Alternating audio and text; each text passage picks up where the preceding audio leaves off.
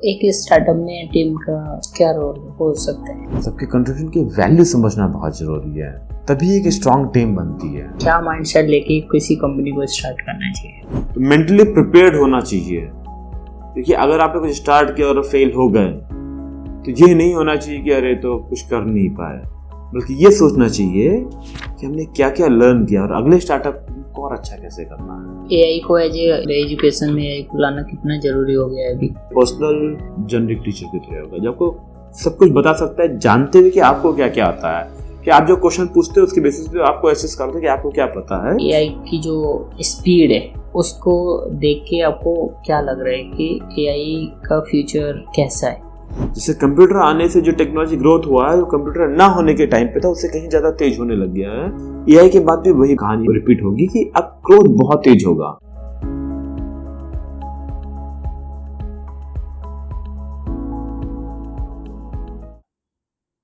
तो भैया आप अपने बारे में बताइए थोड़ा। स्कूलिंग नवोदय से की। स्कूलिंग करने के बाद पेरेंट्स गवर्नमेंट जॉब में थे, तो लगा कि हमें भी नौकरी करनी ही है। स्कूलिंग करने के बाद ग्रेजुएशन में क्या किया जाए पता करना शुरू किया गया। पता चला इंजीनियरिंग नाम की एक चीज़ होती है, जो कि 12th के बाद थोड़ा पता चलना शुरू हुआ। तो लगा मेरे सारे दोस्त जा रहे हैं आईआईटी की तैयारी करने, हम भी चले गए। हम भी तैयारी करके देखते हैं क्या होता है इंजीनियरिंग। उस टाइम तक मैं जिस एरिया से बिलोंग करता वहाँ पे बहुत ज़्यादा अवेयरनेस नहीं है थी, बट हम बात कर रहे हैं आज से 25 साल पुरानी बात कर रहे हैं, 2000 की बात कर रहे हैं। तो इंजीनियरिंग की तैयारी करने गए, पढ़ाई किया, सिलेक्शन हो गया, आईआईटी में एडमिशन मिल गया। उसके बाद से हम बस पढ़ते गए, सीखते गए, आगे बढ़ते गए और बढ़ते बढ़ते यहाँ तक पहुँच गए हैं। रोलर कोस्टर राइड रही है, बहुत कुछ सीखा, कुछ अच्छा किया, कुछ गलत किया, बहुत सी लर्निंग लेके समझ में आया कि इसको ज़्यादा बेटर कैसे कर सकते थे, क्या लाइफ में चाहिए क्या नहीं चाहिए, ये फिगर आउट करने में बहुत टाइम दिया, जो मुझे लगता है हर कोई देता ही है। हर किसी को समझने की जरूरत होती है कि क्या अचीव करना चाहता है, कहाँ पहुँचना चाहता है। तो बस ऐसी कुछ लाइफ थी मेरी, बाकी लोगों की जैसे ही। आईआईटी किया, फिर जॉब किया, फिर लगा जॉब अच्छी है बट कुछ और भी एक्सप्लोर किया जाए लाइफ में। वर्ल्ड में लाइफ एक ही बार मिलती है, जितना चाहो उतना एक्सप्लोर कर लो, बट एक ही बार करने को मिलेगा, दोबारा वो लाइफ नहीं आएगी।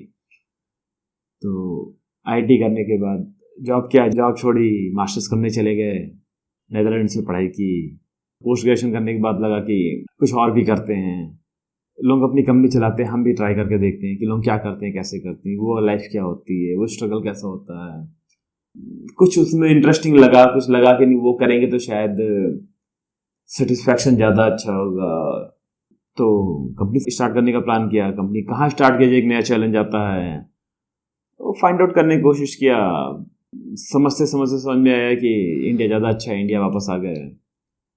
पेरेंट्स के साथ रहने का मन था, इंडिया में कुछ करने का मन था, कंपनी स्टार्ट करने का मन था।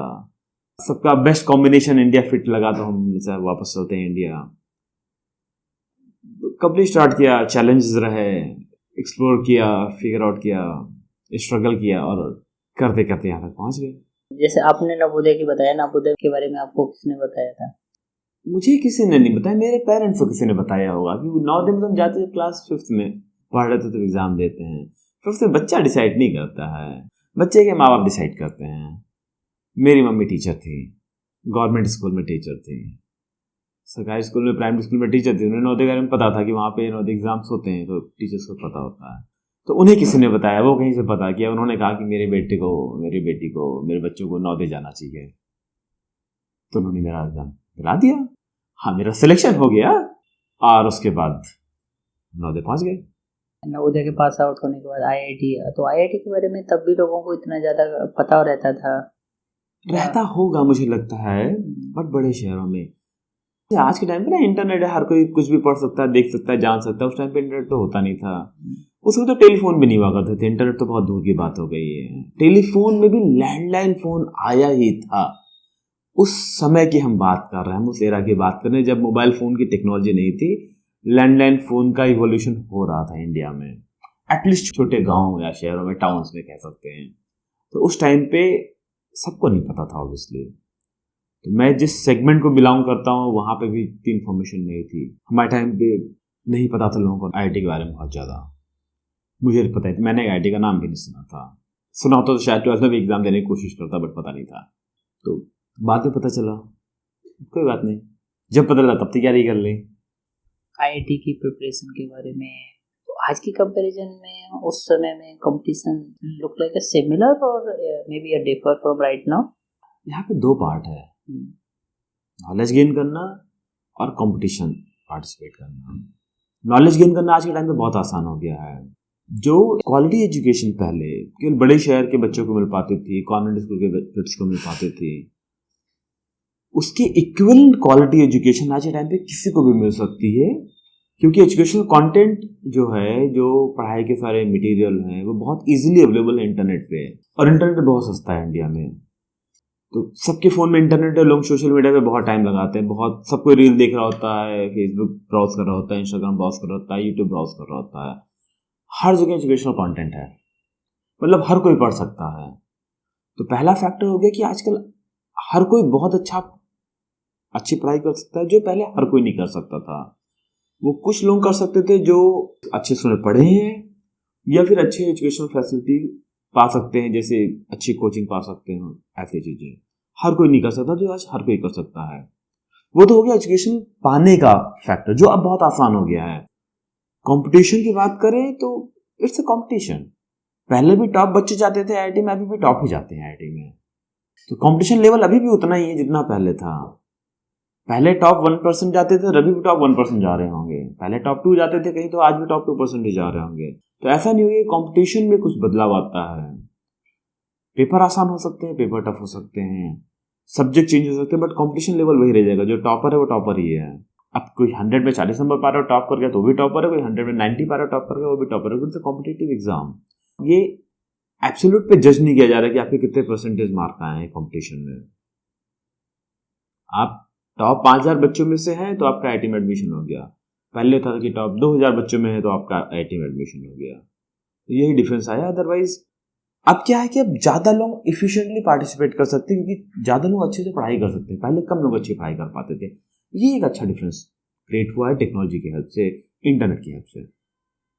तो तब भी ऐसा रहता था कि ऑन कैंपस प्लेसमेंट होते थे, या फिर ये अभी कुछ रिसेंट ईयर से ऑन कैंपस प्लेसमेंट आईआईटी में सदियों से चले आ रहे हैं। इनफैक्ट आईआईटी के सारे कॉलेजेस में चले आ रहे हैं सदियों से। सदी ज़्यादा हो गया, दशकों से बोलना चाहिए था मुझे। ऑन कैंपस प्लेसमेंट होता था, पहले भी होता था, अभी भी होता है, मेरे टाइम पे भी होता था। तो अब जब फाइनल में पहुंचते हो तो कंपनीज आती हैं, स्टूडेंट का सिलेक्शन राउंड होते हैं, सेलेक्ट करती। मेरा भी प्रोसेस वही रहा था। इंटेल वहाँ पे आई, इंटेल ने सिलेक्शन राउंड में लोगों को सिलेक्ट किया, फाइनल इंटरव्यू लिया, मेरा सिलेक्शन हो गया, मेरी जॉब लग गई। जॉब लग गई कॉलेज के अंदर ही, तो मुझे बाहर जॉब का स्ट्रगल नहीं करना पड़ा। अगर ना लगती तो लोगों को बाहर जाके स्ट्रगल करना पड़ता है। दो आईआईटी में होने में फ़ायदा होता है कि मोस्टली लोगों की जॉब लग जाती है कैंपस में। तो बस आईआईटी में पढ़ाई किया, फाइनल ईयर में कॉलेज प्लेसमेंट का प्रोसेस स्टार्ट होता है, कंप्लीट आती गई, हम सेलेक्ट करते कि हमें किस में अप्लाई करना है, किस में नहीं करना है। इंटेल एक, मैंने इलेक्ट्रॉनिक बैकग्राउंड से इंजीनियरिंग की है। इलेक्ट्रॉनिक्स बैकग्राउंड से इंजीनियरिंग करने वाले के लिए इंटेल एक ड्रीम कंपनी हुआ करती है। इंटेल एक लीडिंग टेक्नोलॉजी पे काम कर रही है, और हर किसी को पसंद है लीडिंग टेक्नोलॉजी, बोल लेटेस्ट टेक्नोलॉजी पे काम करना। तो सिलेक्शन हो गया, जस्ट हैपेंड। आपने इंटेल की जॉब छोड़ी, वो छोड़ने के पीछे क्या रीजन था? मतलब वो तो एक ड्रीम कंपनी रही आपकी। ड्रीम एक नहीं होते इंसानों के, ड्रीम बहुत ढेर सारे होते हैं। ड्रीम कंपनी होती है, प्लस कुछ एम्बिशंस होते हैं, कुछ बनना चाहता है, कुछ करना चाहता है। हम बचपन से पढ़ते आते हैं ना कि गांधी जी ने लंदन में जाके पढ़ाई की थी, बैरिस्टर बने थे, राइट। मन होता है कि हम भी बाहर जाके पढ़ाएं। वो मेरा भी एक सपना हुआ करता था कि हम भी बाहर जाके पढ़ाई करें, बाहर जाएं, इंडिया से बाहर जाना। जिस टाउन से, जिस छोटे एरिया से मैं बिलोंग करता, वहाँ पे बाहर जाना, वहाँ पढ़ाई करना, वहाँ रहना एक बड़ी बात मानी जाती थी, अभी भी बड़ी बात ही मानी जाती है। तो ये सोचना, ये एक ड्रीम होता है कि ना बाहर जाके पढ़ाई करेंगे, बाहर रहेंगे, बाहर सेटल होंगे। तो एक मेरा भी सपना था बाहर पढ़ाई करना। मेरा सपना था कि मैं एक इंटरनेशनल स्टूडेंट बनूं। स्टूडेंट बन तो सब कोई बन गया है। मैं जहाँ पे बैठा हूँ, मेरे अगल बगल अलग अलग देश के बच्चे बैठे और हम सब साथ में बैठ के पढ़ाई कर रहे हो। उस सपने को पूरा करने का मन किया, वो तो एक फैक्टर था। दूसरा था कि इंटेल में जॉब कर रहा था, जॉब अच्छी चल रही थी। काम अच्छा किया, कुछ अवार्ड्स मिले, कुछ रिकॉग्निशन मिला, समझ में आ गया कि इंटर में बहुत अच्छा कर सकता हूँ मैं, बहुत आगे बढ़ सकता हूँ मैं, इंटर में मैं टॉप मोस्ट पोजीशन तक पहुंचने की कैपेबिलिटी रखता हूँ कि लगता है इसको एसेस किया, लगा कि पहुंचा जा सकता है, वहाँ पे सीनियर प्रिंसिपल इंजीनियर बना जा सकता है, इतना भी डिफिकल्ट नहीं है। वहाँ के प्रिंसिपल इंजीनियर्स तक से बात किया मैंने, उनकी बातें सुनी, समझने की कोशिश की, तो लगा कि बना जा सकता है। वो तो एक पार्ट ऑफ कैरियर ट्रैक है लाइफ का, राइट। दूसरा था रिसर्च वर्क, जो मैंने कभी ज़्यादा किया नहीं था। IIT में केवल बीटेक किया था, बीटेक में बहुत ज़्यादा रिसर्च तो नहीं था, एक बड़ा सा प्रोजेक्ट होता है, BTP कहते हैं, बट अदरवाइज कोई ज़्यादा रिसर्च नहीं था। रिसर्च यूजली आप मास्टर्स और PhD में करते हो, तो मन था कि रिसर्च करके देखते कि मैं रिसर्च में कैसा हूँ। मुझे अपने आप को असेस करना था, जज करना था कि मेरा मैक्सिमम पोटेंशियल क्या है, मैं कहाँ तक जा सकता हूँ लाइफ में। तो उसको ढूंढने के लिए मुझे कुछ और भी करना था। तो लगा कि जॉब तो कर लिया, अब पढ़ाई करके देखते हैं, वापस मास्टर्स करके देखते हैं। तो कोशिश किया, दुनिया भर के कॉलेजेस में पता किया कि कहाँ कहाँ पे मैं कर सकता हूँ, कहाँ कहाँ की रिसर्च मुझे पसंद आएगी, किस प्रोफेसर्स के अंडर मुझे करने में मन करेगा, या फिर किस कॉलेज में मुझे एडमिशन मिल सकता है। अप्लाई किया, कुछ एक कॉलेजेस में एडमिशन मिल गया, उनमें से एक को सिलेक्ट किया, नेदरलैंड में TU डेल्फ, और मास्टर्स करने चले गए। तो जॉब अच्छा करने के बाद लगा कुछ और ढूंढा जाए, कुछ और लाइफ में रिस्क लिया जाए, कुछ और लर्न किया जाए, और लर्न करेंगे तो आगे बहुत बढ़ सकते हैं। ये सोचते हुए हम आगे बढ़ते चले गए। बाहर पढ़ने जाने का एक ड्रीम होता है, या फिर कि मुझे यहाँ जो मैं पढ़ाई करना चाहता हूँ, यहाँ जो मैं रिसर्च करना चाहता हूँ, एंड इन इंडिया यहाँ मुझे उतनी अपॉर्चुनिटी नहीं है कंपैरिजन करूँ मैं बाहर की यूनिवर्सिटी से, फॉरेन की यूनिवर्सिटी से। मिक्स है ये, ऐसा नहीं है कि बस केवल एक ही रीजन है जिसके कारण सारा डिसीजन लेते हैं। अधिकतर चीज़ें मिक्स होती हैं।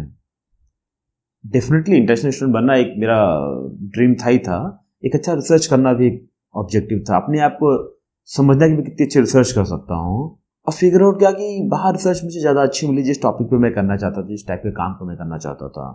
इंडिया में भी बहुत अच्छी रिसर्च हो रही होती है, IIC बैंगलोर में बहुत अच्छी रिसर्च होती है, IIT में भी अच्छी रिसर्च होती है, बट जिस टॉपिक पे जो मैं करना चाहता था उसके लिए मुझे चूज़ करना था। और फिर मैं चूज़ करना जब मुझे स्पेशली रिसर्च के पॉइंट ऑफ व्यू से, तो मैं इंडिया में अपने आप को लिमिट नहीं करना चाहता था।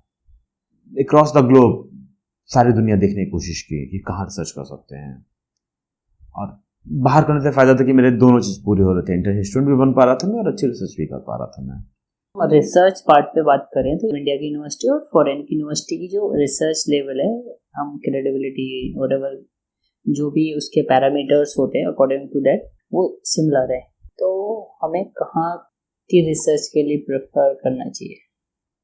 जहाँ भी मिल सके करना चाहिए, कितना अच्छा मिल सके उतना अच्छा करना चाहिए। ऐसा कुछ नहीं कि कहाँ के रिसर्च के लिए प्रेफर करना चाहिए। अगर किसी बच्चे को IIT में PhD का ऑप्शन मिलता है तो उसे करना चाहिए। अगर उसे PhD में इंटरेस्ट है, उसे इंडिया के किसी और कॉलेज में PhD का ऑप्शन मिलता है, उसे वहाँ PhD करना चाहिए, वहाँ मास्टर्स करना चाहिए, वहाँ रिसर्च करना चाहिए। किसी को बाहर मिलता है वहाँ करना चाहिए। तो जो जितना बेस्ट पा सकता है उतना बेस्ट करना चाहिए।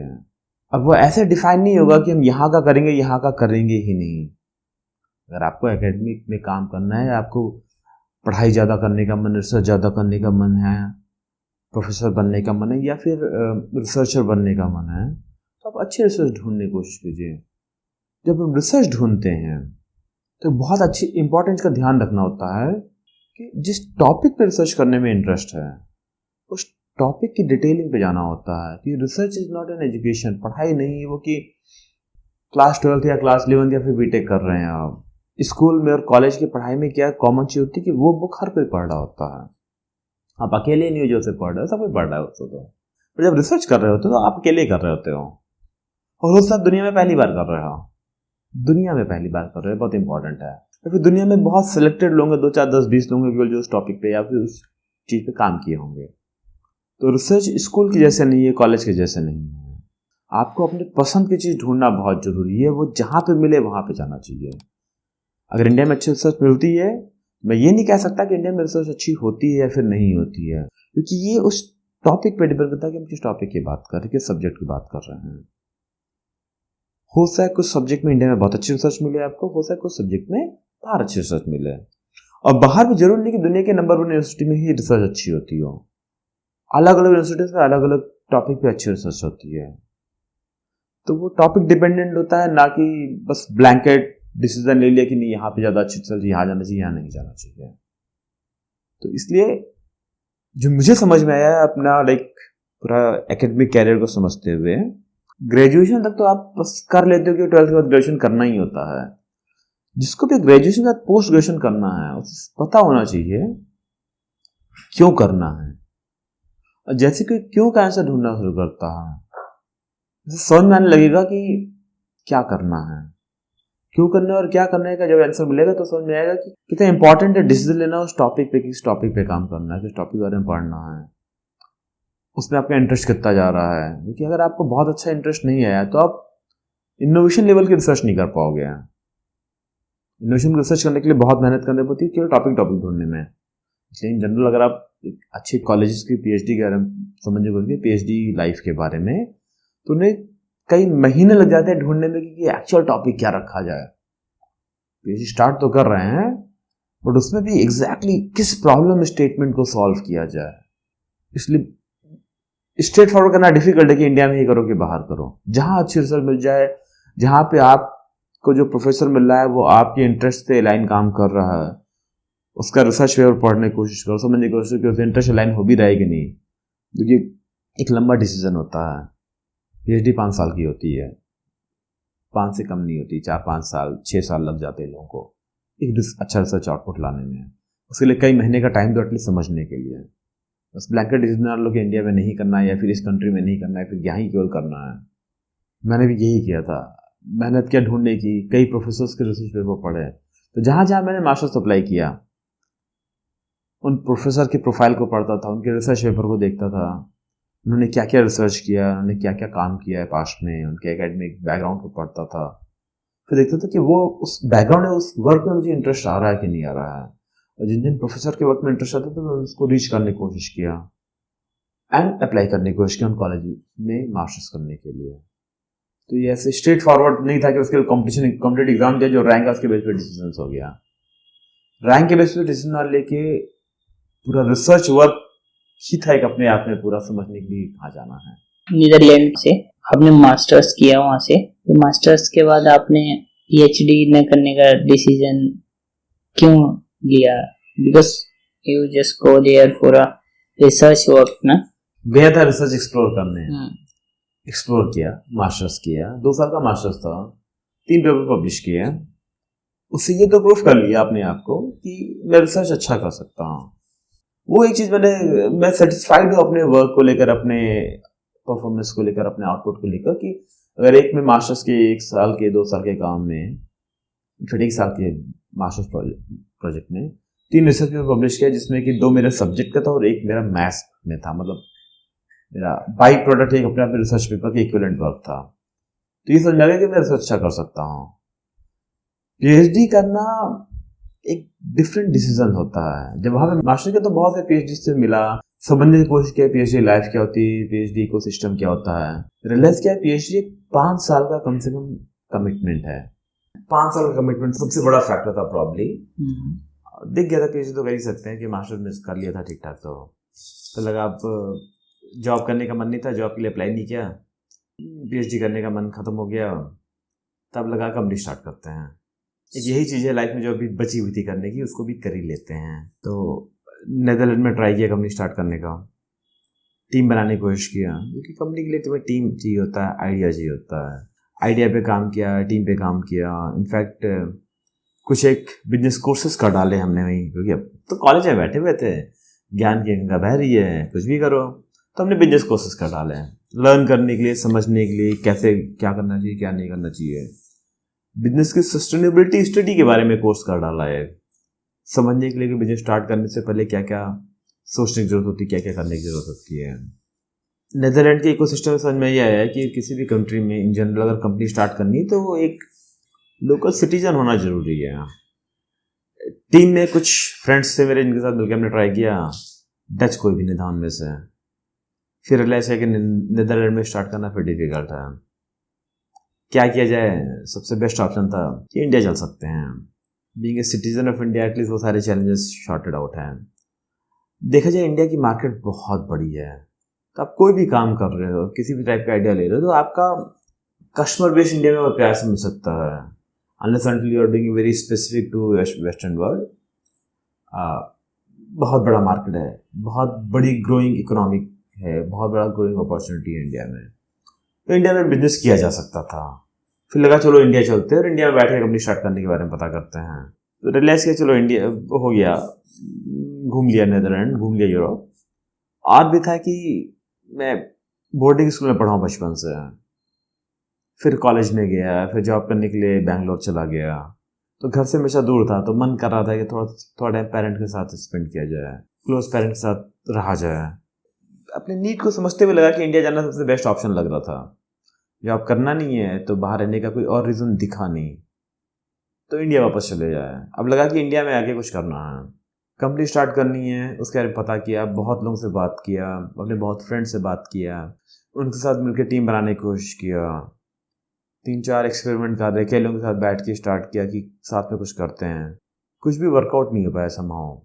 ओवरऑल मैंने यही लर्न किया था पास्ट एक्सपीरियंस में कि एक कंपनी स्टार्ट करने के लिए ना कोर टीम फाउंडर्स का होना बहुत ज़रूरी है।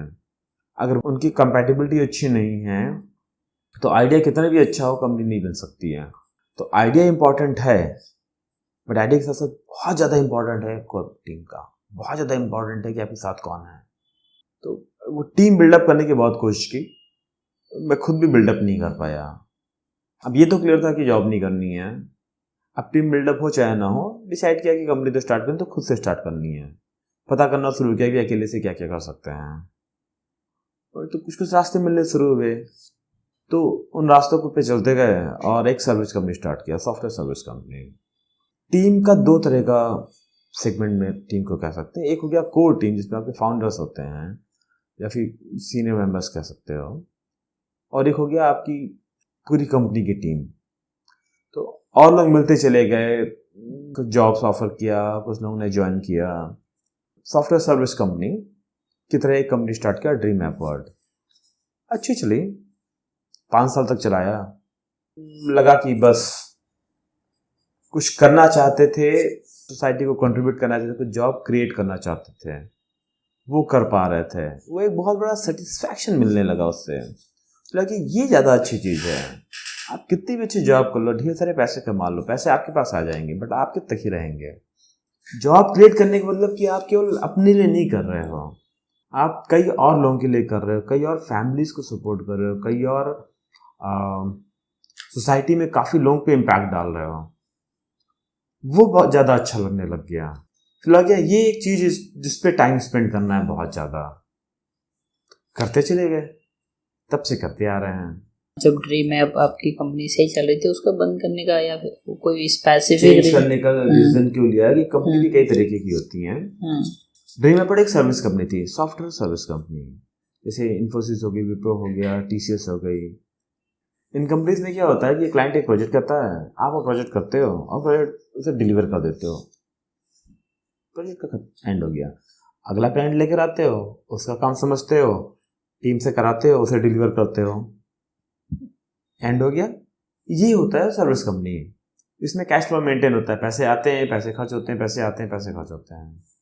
जितना काम आएगा उतने पैसे आएंगे और उतने ही पैसे खर्च होंगे और उतना ही बनेगा। एक दूसरे कंपनी से प्रोडक्ट कंपनी कहते हैं। प्रोडक्ट कंपनी भी क्या होता है कि आप प्रोडक्ट बनाते हो और बहुत से लोगों को बेचते हो।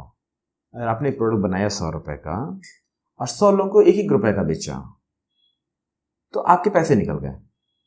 बट आपने उसको 1000 लोगों को बेच दिया, तो 100 रुपए का प्रोडक्ट आपने 1000 लोगों को बेच दिया और आपने 1000 रुपए बना लिया, आपने 10 गुना पैसे बना लिए। और आपने 1 लाख लोगों को बेच दिया तो आपके बल्ले बल्ले है। एक डिफरेंट बिजनेस कॉन्सेप्ट है product company versus service company, right. तो लाइफ में लगा कि सर्विस कंपनी अच्छी चला ली है। जैसे मैं बचपन से करता चला रहा था ना कि जॉब अच्छी कर ली तो कुछ और करते हैं, तो रिसर्च करते हैं, रिसर्च अच्छा कर ले तो कुछ और करते हैं, तो कंपनी स्टार्ट करते हैं। सर्विस कंपनी अच्छी चले तो लगा कुछ और करते हैं, तो प्रोडक्ट कंपनी चलानी है। प्रोडक्ट कंपनी अकेले से नहीं चल सकती थी, 2 लोगों से नहीं चल सकती थी, उसके लिए टीम बड़ी करनी पड़ती है, कोर मेंबर्स ढूंढना होता है। कई दोस्तों से बात होती रहती थी, कुछ बहुत अच्छे दोस्त थे। तो मेरा एक दोस्त था प्रकाश, वो भी एक सर्विस कंपनी चला रहा था मेरी जैसे ही, उसी कंपनी बिक रही थी। हमने कहा बहुत सही टाइम है, जब कंपनी बिक रही होती, एक्विजिशन नहीं होता है, उस टाइम पे ऑप्शन होता है एग्जिट लेने का। हम दोनों के काफ़ी अच्छे दोस्ती थे, हम लोग ने डिस्कस किया, हमें लगा कि साथ में काम कर सकते हैं, तो उसने अपनी कंपनी में एग्जिट लिया और मैंने कहा let's start a new business together. तो वहां पे अपने वर्चुअल बॉक्स स्टार्ट किया। अब जब दो कंपनी साथ में मेरे पास थी, एक ड्रीम ऐप और थी एक वर्चुअल बॉक्स थे, लगा कि जब एक्सपेरिमेंट करना है तो थोड़ा सा पूरी एनर्जी के साथ एक्सपेरिमेंट करते हैं। 50% 100% नहीं देना है, 200% देना है। जब आप सोच लेते हो 200% देना है, तभी आपको प्रोडक्ट कंपनी में सक्सेस मिलनी है, तो एक पे एक्टिविटी कम करना पड़ता है। तो इवेंचुअली लगा कि सर्विस कंपनी में एक्टिविटी कम करते हैं, और कम करते गए धीमे धीमे करके वो रनिंग प्रोजेक्ट बंद हो गए, बंद किया, खत्म हो गए, और पूरा फोकस हमारा सर्विस कंपनी पे आ गया और प्रोडक्ट कंपनी पे आ गया। इसी तरह 100% वर्चुअल बॉक्स पे आ गया है, और तब से वर्चुअल बॉक्स कर रहे हैं। वर्चुअल बॉक्स में करते हुए लगभग 9 साल होने को हैं। अभी भी हम उस स्टेज पे नहीं पहुंचे कि लगता है कि हम सेचुरेट कर गए हैं, अब इसके आगे कुछ नहीं है। अभी भी लग रहा है बहुत कुछ है करने को, तो इससे आगे कब क्या होगा नेक्स्ट, उसमें बहुत टाइम है अभी।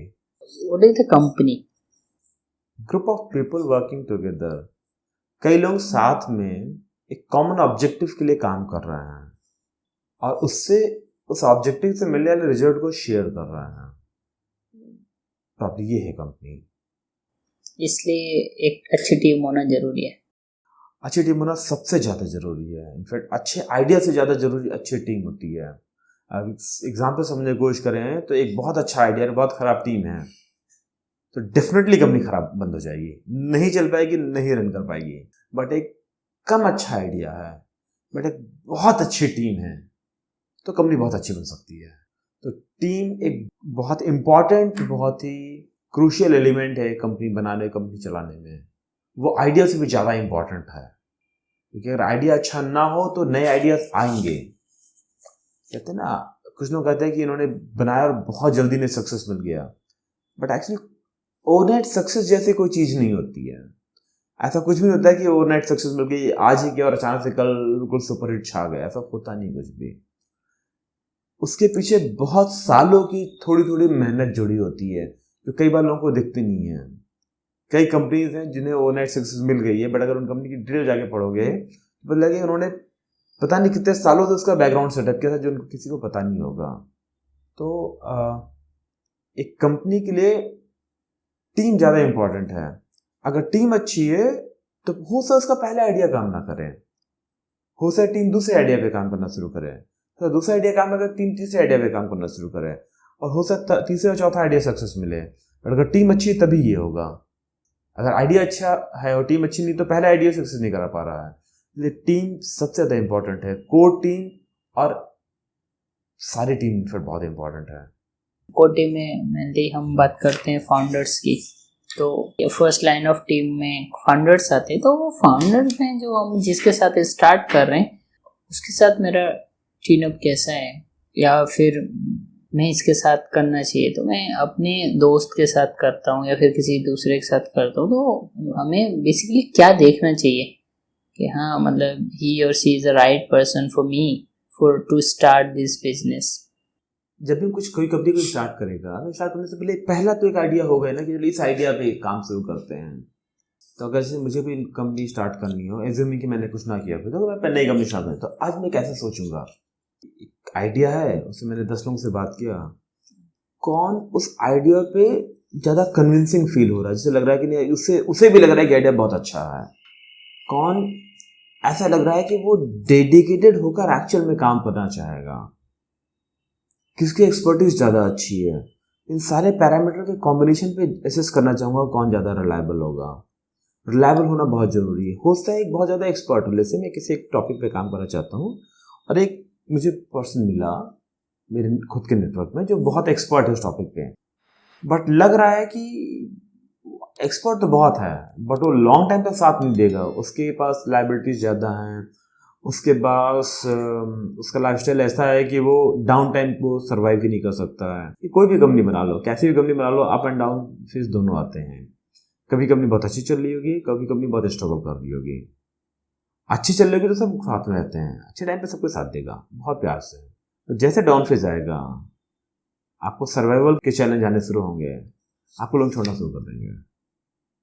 कितने लोग उस टाइम पे आपके साथ में हैं? क्या आपको लगता है कि आप जिसको एज ए कोर पार्टनर देखने की कोशिश कर रहे हो वो कितना कमिटेड होगा उस पर? बहुत इंपॉर्टेंट पैरामीटर होगा मेरे लिए डिसाइड करने के लिए मैं इसको काम करना चाहूँगा कि नहीं करना चाहूँगा। अगर मेरे लिए इकलौता एक ही ऑप्शन है कि बच्चों को सक्सेस बनाना है, मेरे पार्टनर का भी एक ही ऑप्शन है कि बच्चों को सक्सेस बनाना है, तो गुड या बैड फेज हो करना तो यही है। बैड के बाद हमेशा गुड फेज आता है, डाउन फेज के बाद हमेशा अप तो होगा ही होगा, बट मुझे पता है कि वो अब तक टिका रहेगा कि उसके बाद कोई ऑप्शन नहीं, मेरे पास कोई ऑप्शन नहीं कि हम दोनों ने डिसाइड कर लिया है कि हम दोनों यही करेंगे। वो डिसीजन हम लोगों ने बहुत क्लियरली ले लिया है। ऐसा ही पार्टनर ढूंढना चाहिए जो लगे कि वो लॉन्ग टाइम तक साथ देने के लिए रेडी है। ऐसा नहीं कि बहुत शॉर्ट टाइम देख रहा है, वो शॉर्ट टाइम गेन देखने की कोशिश कर रहा है कि भाई छोटे टाइम में क्या मिल जाएगा। वो फैक्टर देखना ज़्यादा ज़रूरी है। जब हम कोई बिजनेस स्टार्ट करते हैं तो उसको इनिशियल फेज में हमें फंड्स की ज़रूरत होती है, तो वो फंड्स हम जब कंपनी स्टार्ट करने पहले वो फंड्स के लिए हम कहाँ से अरेंज करें, मतलब खुद की सेविंग्स या फिर मतलब फंडिंग? मैंने 2 कंपनी चलाई हैं और मैंने अभी तक फंडिंग नहीं उठाई। ओके। बूस्टरअप रखा है दोनों को। तो पर्सनली फंडिंग वर्ड का एक्सपीरियंस नहीं है, बट लर्निंग है।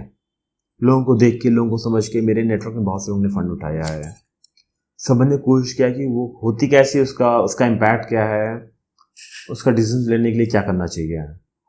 तो जब आप कंपनी स्टार्ट करने जा रहे हो तो पहले तो अपना माइंडसेट ये कर लो क्लियरली कि भाई अगर आपकी लायबिलिटीज थोड़ी सी भी ज़्यादा हैं, अननेसेसरी एक्सपेंसेस ज़्यादा है, तो कंपनी चलाने में आपको बहुत चैलेंज आने वाला है। फिर डाउन फेज आएगा तो आप स्ट्रगल कर जाओगे बहुत ज़्यादा, आप शायद ब्रेक डाउन स्टेज पे पहुंच जाओ। अगर आपके एक्सपेंसेस कम हैं, आप डाउन फेज में सर्वाइव कर सकते हो। ऐसा नहीं कि आप कम खर्चे करो, बट आप खर्चों पे कंट्रोल कर सकते हो कि नहीं कर सकते हो। अब ये तो गया पर्सनल एक्सपेंस को लेकर, कि आपको घर का ब्रेड एंड बटर, घर की दाल रोटी तो चलानी है ना।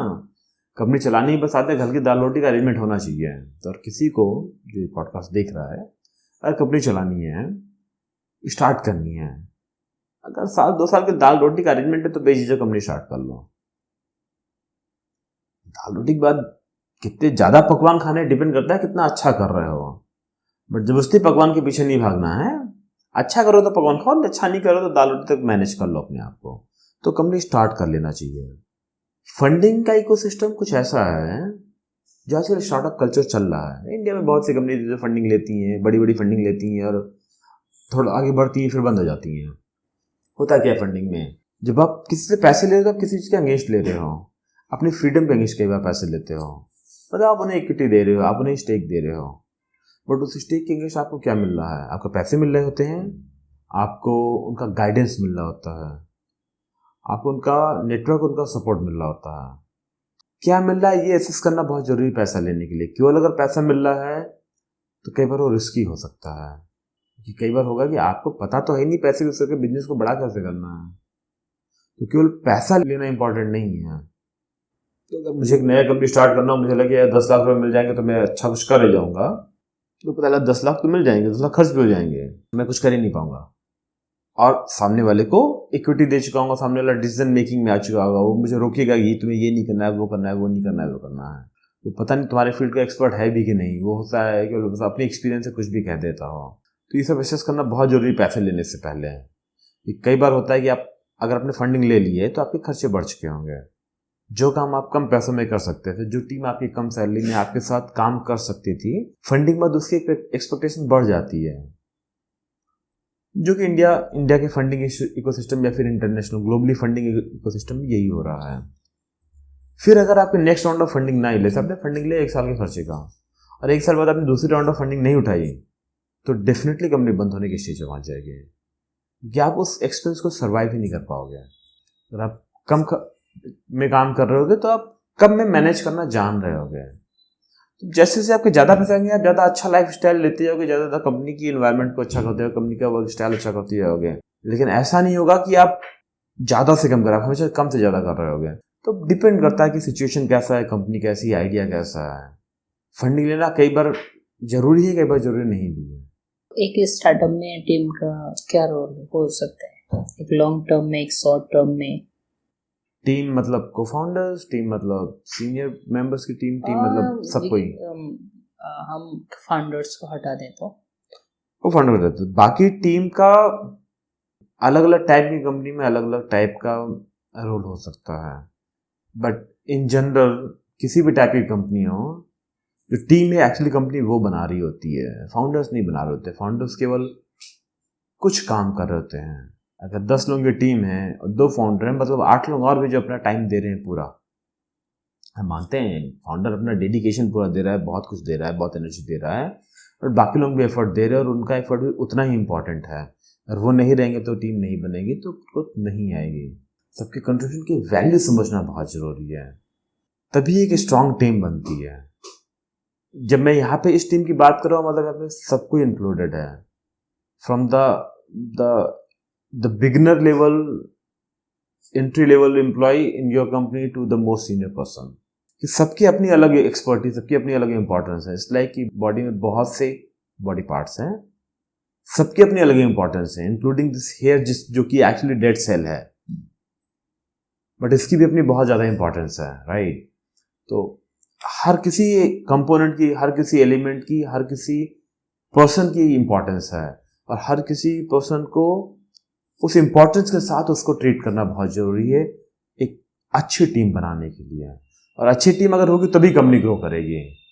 केवल टीम बनाने से काम नहीं होगा। ये हायरिंग फायरिंग वाले कल्चर से टीम अच्छी नहीं बनती कभी भी।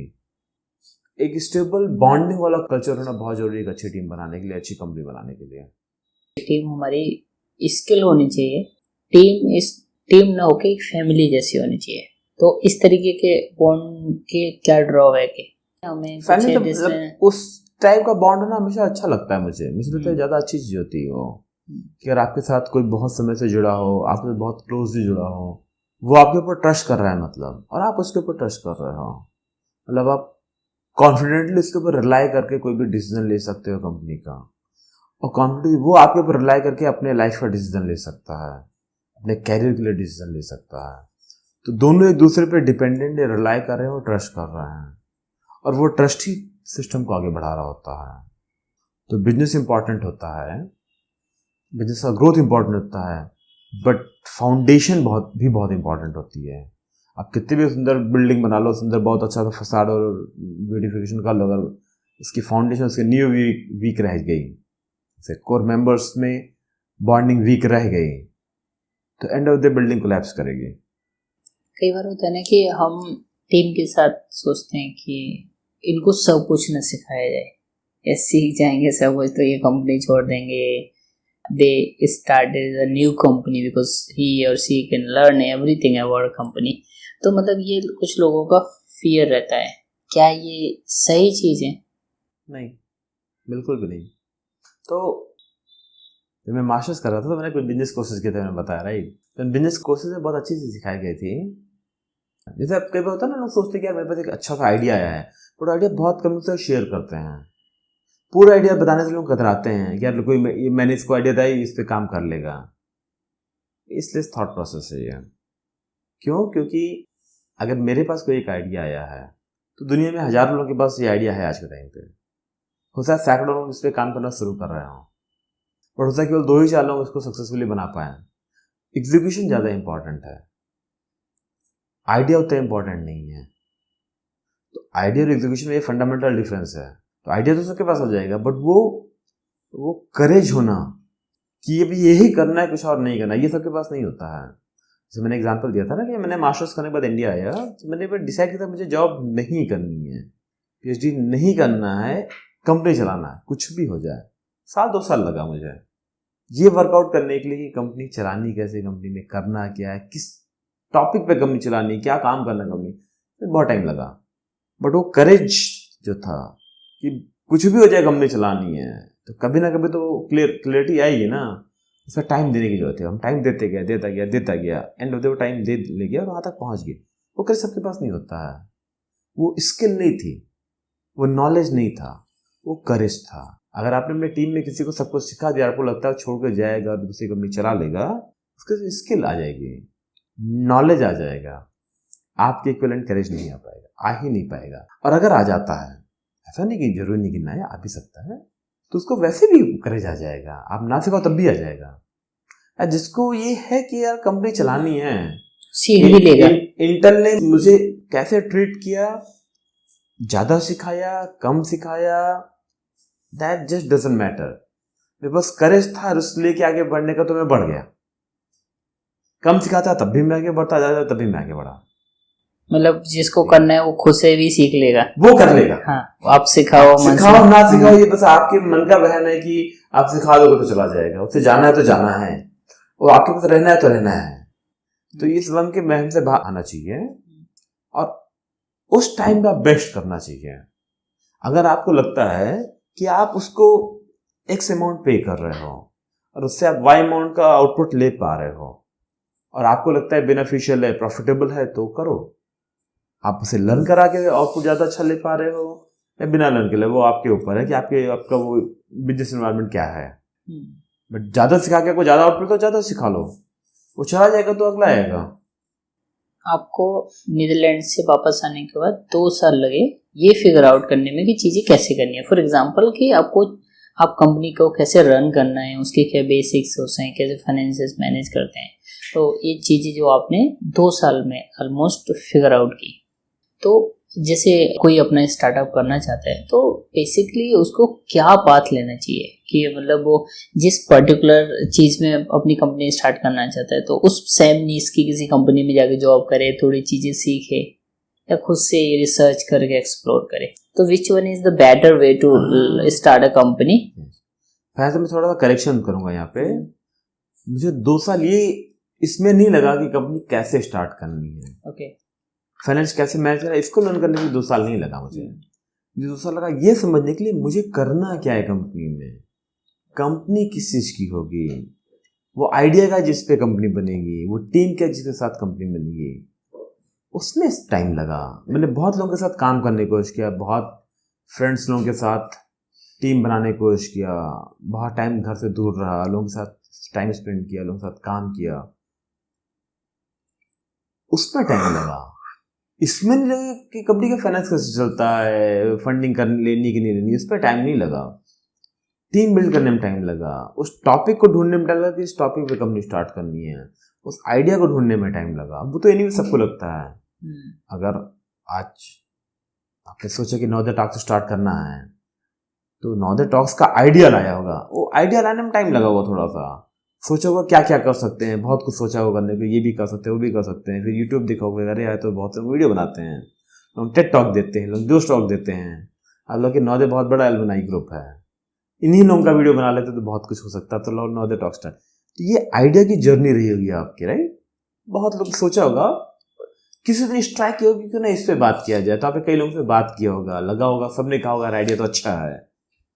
वो जर्नी है, उसमें आपने ये नहीं सोचा होगा कि उसके फाइनेंस, उसका बुक्स कैसे मैनेज करना है, उसका पीएनएल कैसे मैनेज करना है, वो नहीं सोचा अभी तक, राइट। आइडिया सोचा, उस आइडिया में टाइम लगता है, मुझे भी उस आइडिया में टाइम लगा था, हर किसी को लगता है वो टाइम। उसके बाद सोचा होगा कि किसके साथ करना है, आपने 10 लोगों को आइडिया शेयर किया होगा, 10 में से 1-2 लोगों ने ज्यादा अच्छा इंटरेस्ट दिखाया होगा, उनसे कहा होगा जो साथ में करते हैं, हो सकता है कोई एक मान गया होगा और आपने साथ में स्टार्ट किया होगा। इसी तरह चीजें होती हैं, सबके साथ ऐसी होता है मोस्टली, जो मुझे समझ में आता है कि आप आइडिया पे सोचते हो, आइडिया पे टाइम स्पेंड करते हो और कोर टीम बनाने की कोशिश करते हो और काम स्टार्ट करते हो। और ये सबके लिए एक जैसा होगा, इसमें कोई खास लर्निंग नहीं है। नहीं, आइडिया सोचो क्या करना चाहते हो, बहुत कुछ करने को है, जो आपको अच्छा लगता है, जो आपको लगता है इसकी नीड है मार्केट में, जो आपको लगता है कि आप वो सर्विस या वो वैल्यूडेशन आप अच्छे से दे सकते हो, अब वो काम कर लो। उसके बाद सोचा तो वो टीम कैसे बनाना है, बिजनेस रन करना डिफिकल्ट है कि इजी होता है, उसके बाद शुरू होता है। जो अभी अपनी कंपनी स्टार्ट करना चाहते हैं उनके लिए आपकी क्या एडवाइस रहेंगी? अगर एक आइडिया है और लगता है कंपनी चलाना चाहते हो तो जितनी जल्दी स्टार्ट करते हो स्टार्ट कर दो, जितनी जल्दी स्टार्ट करोगे उतना ज़्यादा आगे रहोगे। क्योंकि जो जितना तुम लेट करोगे सोचने के लिए कि ये लर्न कर ले तब करे, वो लर्न करे तब करे, उससे ज़्यादा तुम स्टार्ट करने के बाद कर लोगे लर्न। इट्स मच बेटर कि जितनी जल्दी स्टार्ट कर लो उतना ज़्यादा आगे बढ़ोगे। रेस में जितनी जल्दी दौड़ना शुरू करोगे उतना आगे निकल जाओगे। कोई बिजनेस फुल प्रूफ है? बिजनेस में ऐसा कुछ है, मतलब I want to start a some business for a specific idea, तो कि ये वाला सक्सेस होगा ही, ये वाला सक्सेस नहीं होगा, ऐसा कुछ है? बिजनेस और जॉब एक फंडामेंटल डिफरेंस होता है रिस्क का। रिस्क का ओनली फंडामेंटल डिफरेंस है। जॉब एक ऐसी चीज जहाँ पे आप जाएंगे, डेली 8 घंटे काम करेंगे, फिक्स पैसे मिलेंगे, फुल प्रूफ है। आप अगर बहुत खराब काम नहीं कर रहे, थोड़ा सा खराब अगर काम कर रहे हो तो भी आप जॉब मेंटेन रह लेगी, तभी आपकी जॉब जाती है। बहुत खराब काम करते हो, अदरवाइज वो फुल प्रूफ है कि आपको सैलरी तो मिलेगी, भले इंक्रीमेंट ना मिले, वो फुल प्रूफ है। बिजनेस में ऐसा कुछ भी नहीं है। और वही एक फंडामेंटल डिफरेंस आता है यहाँ पे कि हो सकता है आपका बिजनेस चल जाए, हो सकता है आपका बिजनेस ना चले, हो सकता है आपका बिजनेस डाउन फेज में जाए, फिर आप फिर उसके बाद राइज करें। और वो इस पे डिपेंड कई बार नहीं करेगा कि आपने कैसा किया है, कई बार इस पे भी डिपेंड करेगा कि पूरी दुनिया में क्या चल रहा है। भाई पता चला आप तो बहुत अच्छा काम कर रहे थे, बहुत मन लगा काम करते, बहुत अच्छा काम कर रहे थे, आपने कुछ ऐसा प्रोडक्ट बनाया जो एक सेगमेंट के लिए, आप जो आपका कस्टमर सेगमेंट है, और एक कोई गवर्नमेंट पॉलिसी चेंज हुई और आपका बिजनेस रुक गया। जब हमने वर्चुअल स्टार्ट किया था उसके बाद जीएसटी आया। जब जीएसटी नया आया था तो बड़ी अनसर्टेनिटी आ गई थी बिजनेस, क्योंकि बिजनेस को जीएसटी समझ में नहीं आया था शुरू में, क्योंकि काफी डिफरेंस था। वो जीएसटी से पहले का टैक्स सिस्टम था वैट, ट्रेडिशनल टैक्स, उससे काफी डिफरेंट था। ये इतना डिफरेंट था कि लोगों को समझ में नहीं, तो जब लोगों को चीज समझ में नहीं आता, लोग उसको रेसिस्ट करते हैं, उसके अगेंस्ट हो जाते हैं, या फिर लोग रिजर्व मोड पे चलने की कोशिश करने लगते हैं। तो हमने तो वर्चुअल बॉक्स स्टार्ट किया, हमने प्रोडक्ट बना लिया, हम प्रोडक्ट बेचने के मोड स्टेज पे थे। लेकिन बिजनेसेस ने देखा जीएसटी आ गया, बिजनेस का देखो अभी खर्चे कम करने हैं, अभी खर्चे रोक के करने हैं, क्योंकि अभी नहीं पता बिजनेस में क्या होने वाला है। हमारी कोई गलती थी बट हमारा सेल्स डाउन हो गया। तो सर ये नहीं कि वर्चुअल बॉक्स का आइडिया खराब था, हमारी टीम खराब थी, हमने कम काम किया, हमने अच्छा काम नहीं किया। एक्सटर्नल एक इकोसिस्टम था, एक्सटर्नल इफेक्ट था जिसने कि बिजनेस पे इम्पैक्ट डाल दिया। जीएसटी सर्वाइव किया हमने, हम और आगे बढ़े। नोटबंदी आ गया, एक दिन अचानक से मोदी जी ने कह दिया कि भाई कल से नोट बंद हो जाएंगे 500 के 1000 के, पूरा बिजनेस हिल गया। वर्चुअल बॉक्स का नहीं, पूरे इंडिया का। हर किसी के पास अनसर्टेनिटी आ गई कि उसका इम्पैक्ट क्या होने वाला है, कैसे बिजनेस रन करेंगे, कैसे लोगों को सैलरी देंगे, कैसे अपना डेली एक्सपेंसेस बियर करेंगे, कल से तो नोट ही चलने बंद हो जाएंगे, कैश का क्या करेंगे, बैंक में रखेंगे नहीं रखेंगे। पता लगा भाई नोट बंद हो गए तो बैंक वालों ने कैश देना बंद कर दिया जो लोग, तो एंड ऑफ डे सारे बिजनेसेस इम्पैक्टेड हुए। तो जो हमारा कस्टमर सेगमेंट था वो भी इम्पैक्ट हुआ, उसने खर्चे अपने रोके। अगर उसने अपने खर्चे रोके, उसने वर्चुअल बॉक्स को रोकना शुरू किया, बहुत लोगों को रोकना शुरू किया, उसने वर्चुअल बॉक्स भी एक है, तो हमारा सेल्स डाउन हुआ। हमने कोई गलती नहीं की थी, हमारे प्रोडक्ट में कोई इम्पैक्ट नहीं आ रहा था करेंसी चेंज होने से, बट बिजनेस में इम्पैक्ट आया क्योंकि हमारे कस्टमर के बिजनेस में इम्पैक्ट आया। कोविड आ गया, उसके बाद हम कैश नोटबंदी से बाहर निकले तो कोविड आ गया, लोग बाहर जाना बंद कर दिए। जो वर्चुअल बॉक्स है, उसने जो हमारा प्रोडक्ट है जिसके बारे में अभी तक हमने बात भी नहीं की ज्यादा, हम टच स्क्रीन सॉल्यूशन पे काम करते हैं।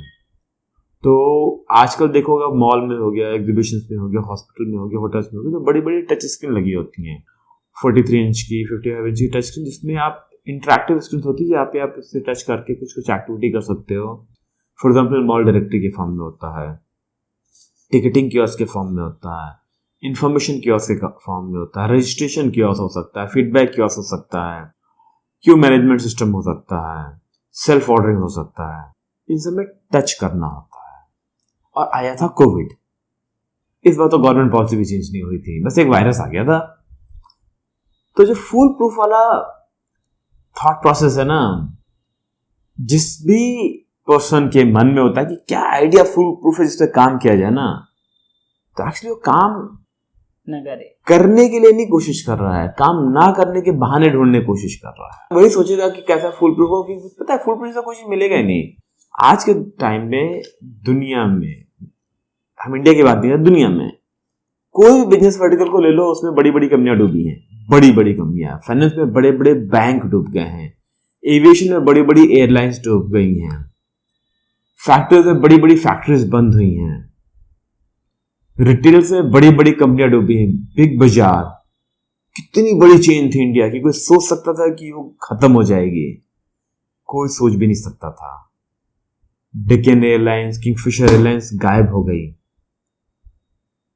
बैंक्स बड़े बड़े गायब हो गए। तो कोई भी बैंक, कोई भी बिजनेस फुल प्रूफ नहीं होता है। हर बिजनेस में अप्स एंड डाउन्स होंगे।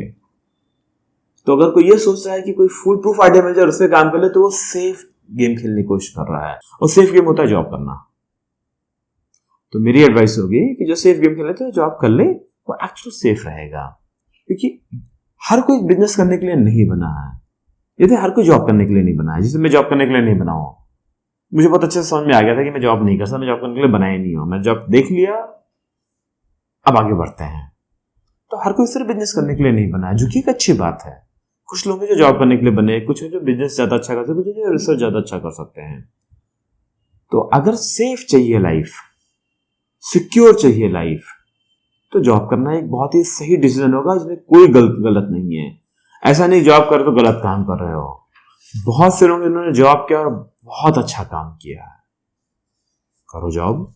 बहुत लोगों ने बिजनेस किया और बहुत अच्छा काम किया, जिन्होंने बहुत खराब काम भी किया है। तो अच्छा काम इससे डिफाइन नहीं होता कि आप बिजनेस ही करो या फिर आप जॉब ही करो। अच्छा काम बस अच्छे से ही डिफाइन होता है कि अच्छा कर रहे हो कि नहीं कर रहे हो। अगर सेफ गेम खेलने का मन है तो जॉब कर लो, कोई प्रॉब्लम नहीं, कुछ भी गलत नहीं है। आपको बहुत सक्सेस मिलेगी, आप बहुत आगे बढ़ोगे, बहुत अच्छी लाइफ जियोगे। बट अगर सेफ नहीं खेलना है, रिस्क लेना है, आगे बढ़ना है और नई चीजें एक्सप्लोर करनी है, तो बिजनेस कर लो।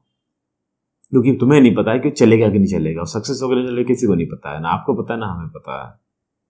बस मेहनत कर सकते हैं। हो सकता है हम अच्छा करें, हो सकता है खराब हो सकता है हम बहुत अच्छा कर रहे हैं और एक्सटर्नल फैक्टर ने कुछ चेंज कर दिया हो। तो सेफ बेट जैसी कोई चीज नहीं है, सेफ ट्रैक जैसी कोई चीज नहीं है, रिस्क सब में है। सभी कंपनी फंडर्स को अनसर्टेनिटी रहती है बिजनेस को लेके, सबको रहती है और हमेशा रहती है। क्योंकि जितनी बड़ी कंपनी बनती आती है उतनी बड़ी उसकी रिस्पॉन्सिबिलिटी बड़ी होती जा रही है, उसका रिस्क का लेवल बढ़ जाता है। जब आप अकेले काम कर रहे हो, जैसे आपने कंपनी स्टार्ट किया और अकेले कर रहे हो, तो रिस्क केवल आपकी फैमिली है। अगर चैलेंज आया, डाउन फेज आया, तो केवल आपकी फैमिली सफर कर रही है। अगर आपने 10 लोगों को हायर कर लिया तो 10 लोगों की फैमिली सफर कर रही है। आपके खर्चे बढ़ गए हैं क्योंकि आपकी फैमिली बड़ी हो गई है। आपने 100 लोगों को हायर कर लिया तो आपकी फैमिली और बड़ी हो गई है। आपके रिस्पॉन्सिबिलिटी और ज्यादा हो सकती है, तो आपका रिस्क बढ़ता जा रहा है। 10 रुपए के लिए जो चैलेंज है वो चैलेंज 1000 के लिए नहीं है। और जैसे जैसे कंपनी बड़ी होती आती है, उसकी बुक्स बड़ी होती आती है, उसके बाद चैलेंज दूसरे तरह के आते जाते हैं। तो ये चैलेंज सबके साथ होता है। बड़ी कंपनी को अपना अलग ही लेवल का चैलेंज होता है कि उनको उस लेवल पे सर्वाइवल की नीड है। उनको इंश्योर करना है, इसको 10,000 एम्प्लॉयज, उनको 10,000 फैमिली के सर्वाइवल का इंश्योर करना है। तो उनके लिए बड़ा चैलेंज हमेशा। वो 2-4-5 लाख रुपए के लिए वरी नहीं होंगे, वो 200-500 करोड़ के लिए वरी होंगे, क्योंकि उनका वरी इतना बड़ा हो गया है। उनका मंथली एक्सपेंसेस बहुत ज्यादा हो गया है। किसी का मंथली कंपनी का एक्सपेंस 1 करोड़ का है तो 1 करोड़ के लिए वरी होगा। वो 1-2 लाख के लिए सोचेगा भी नहीं, बट 1-2 करोड़ के लिए वरी रहेगा। जिसका मंथली 10 लाख का, वो 10 लाख के लिए वरी रहेगा। इसका मतलब 1 लाख का 1 लाख के लिए वरी रहेगा। तो सबको वरी रहना है, सबको चैलेंज देखना है, सबको ग्रोथ देखना है, सबको ये सोचने की जरूरत पड़ती है कि क्या जिस बिजनेस मॉडल में काम कर रहा है वो अगले 5 साल के बाद वैलिड रहेगा भी कि नहीं रहेगा, इस बिजनेस की एग्जिस्टेंस रहेगी भी कि नहीं रहेगी। कई ऐसी कंपनियां हैं जो आज से 20 साल पहले, 15 साल पहले बूम पे थी, पीक पे थी, और आज है ही नहीं। डाउन फेस क्या आउट हो चुकी है, राइट? क्योंकि शायद वो टेक्नोलॉजी अडॉप्ट नहीं कर पाए, शायद वो ग्रोथ अडॉप्ट नहीं कर पाए, शायद वो चेंज अडॉप्ट नहीं कर पाए। जितने भी एनालॉग कैमरे वाली कंपनी थी वो गायब हो गई स्मार्टफोन के आने के बाद, डिजिटल कैमरा आने के बाद। चेंज अडॉप्ट नहीं कर पाए। जो ट्रेडिशनल जो लाइक बेसिक फोन वाली कंपनी थी, स्मार्टफोन आने के बाद गायब हो गई, वो चेंज अडॉप्ट नहीं कर पाई। ऐसी बहुत सी कंपनियां जो चेंज अडॉप्ट नहीं कर पाई और गायब हो गई। बट बहुत सी ऐसी कंपनियां हैं जो उसमें चेंज अडॉप्ट करती चली गई और आगे बढ़ती चली गई। तो आपको चैलेंज हमेशा रहेगा। आपको ये सोचना है हमेशा कि आप सर्वाइव कितने टाइम तक करोगे। आपको चेंज का लाना है ताकि आप नेक्स्ट फेज पे पहुंच सको। इसके पहले कि टेक्नोलॉजी फेज आउट हो जाए, इसके पहले कि बिजनेस सेगमेंट फेज आउट हो जाए, आपको नेक्स्ट बिजनेस सेगमेंट को अडॉप्ट कर लेना है। ये हमेशा एक कंपनी का चैलेंज रहता है, छोटी हो चाहे बड़ी। जितने लोग कंटेंट राइटर का काम कर रहे थे, बड़े अच्छे अच्छे ब्लॉग लिखते, बड़े अच्छे कंटेंट लिखते थे, एआई के आने के बाद उन सबकी जॉब में रिस्क आ गया है कि एआई बहुत अच्छा काम कर पा रही है। पहले तो नहीं था, बट अब उसमें कई कंटेंट राइटर ऐसे हैं जो AI को यूज करके और भी अच्छा कंटेंट राइट कर पा रहे हैं, उनकी जॉब ज्यादा अच्छी हो गई है। पहले जो कहते थे कि एक दिन में मैं 2 आर्टिकल क्यों लिख सकता हूँ, वो एक दिन में 20 आर्टिकल आज के टाइम पे लिख रहे हैं, क्योंकि आधे घंटे में AI से हेल्प लेते हैं, आर्टिकल लिखते हैं, उसको उसके लिखे हुए आर्टिकल को रिव्यू करते हैं, उसको एडिट करते हैं, मॉडिफाई करते हैं और पॉलिश आर्टिकल बना देते हैं। और एक दिन में उनका आउटपुट जो 4 घंटे लगता था, जो आधे घंटे 1 घंटे में काम हो जा रहा है। बट जो वो काम जो जिन्होंने उस टेक्नोलॉजी को अडॉप्ट नहीं किया, जो चेंज को अडॉप्ट नहीं किया कि नहीं हम तो अभी भी अपने तरह से ही लिखेंगे, वो आउट हो गए। तो हर बिजनेस में, ये छोटा बिजनेस था, लाइक सिंगल पर्सन बिजनेस था कंटेंट राइटिंग का, या फिर बड़ा बिजनेस हो गया जैसे मोबाइल टेक्नोलॉजी की बात कर ले हम, राइट, या फिर हम किसी और टेक्नोलॉजी की बात करें जो फेज आउट हो चुकी है। सब में यही चैलेंज है, आपको चेंज को अडॉप्ट करना बहुत जरूरी है और आपको ये हमेशा सोचते रहना होगा कि चेंज को अडॉप्ट कैसे करना है। But on the other side, जो कंपनी स्टार्ट करने वाला है उसको इतना वरी नहीं होना है, वो पहले स्टार्ट कर ले। जो स्टार्ट करेगा वो अपने आप समझना शुरू कर देगा कि क्या होने वाला है, अगर कैसे अडॉप्ट करना है। तो जो स्टार्ट करना चाह रहा है उसके लिए जितनी जल्दी स्टार्ट कर ले उतना बेटर है। जो स्टार्ट कर चुका है उसको आंखें अपने हमेशा खुली रखनी है कि क्या चेंज हो रहा है उसे पता होना चाहिए, उस चेंज को अडॉप्ट करते रहना चाहिए। अगर वो चेंज देखना बंद कर देगा, वो केवल अपने काम में बिजी रह गया, ये जाने बिना कि दुनिया कहां जा रही है, तो रिस्क क्रिएट कर रहा है अपने फ्यूचर के लिए। तो दोनों के लिए इस टाइप के चैलेंजेस उसको एड्रेस करते रहना होगा हमेशा। जो इनिशियल फेज में कोई एक आइडिया पे काम कर रहा है कोई इंसान, उस आइडिया को लेके जो उसकी अनसर्टनिटी है, या बहुत बड़ी कंपनी कोई बनी है आज और उसका भी एक दिन कोई इनिशियल फेज था, उसके फाउंडर को भी सेम लेवल का अनसर्टेनिटी होगी, तो उस चीज़ को कैसे मैनेज करना चाहिए, या फिर जो फाउंडर्स हैं वो कैसे मैनेज करते हैं? तो यूजली जो फाउंडर होते हैं, जो कोर टीम होती है, जो इनोवेशन सीख कर रहे होते हैं, देख रहे होते हैं कि दुनिया कहाँ जा रही है, और जहाँ दुनिया जा रही है वहां पे उस डायरेक्शन में वो जा रहे हैं कि नहीं जा रहे हैं। हर एक कंपनी के लोग ये कर रहे होते हैं और ये करना बहुत जरूरी है उनके लिए, और करना बंद कर देंगे तो बाहर निकल जाएंगे। तो छोटी कंपनी चाहे बड़ी कंपनी हो, बड़ी बड़ी कंपनी का एग्जाम्पल लेते हैं। नोकिया मोबाइल फोन बनाती थी, नोकिया का नाम था नंबर 1 कंपनी इन मोबाइल सेगमेंट, नंबर 1। दुनिया की बात कर रहे हैं, इंडिया की बात भी नहीं कर रहे हैं अभी तो। और वो फेज आउट हो गई।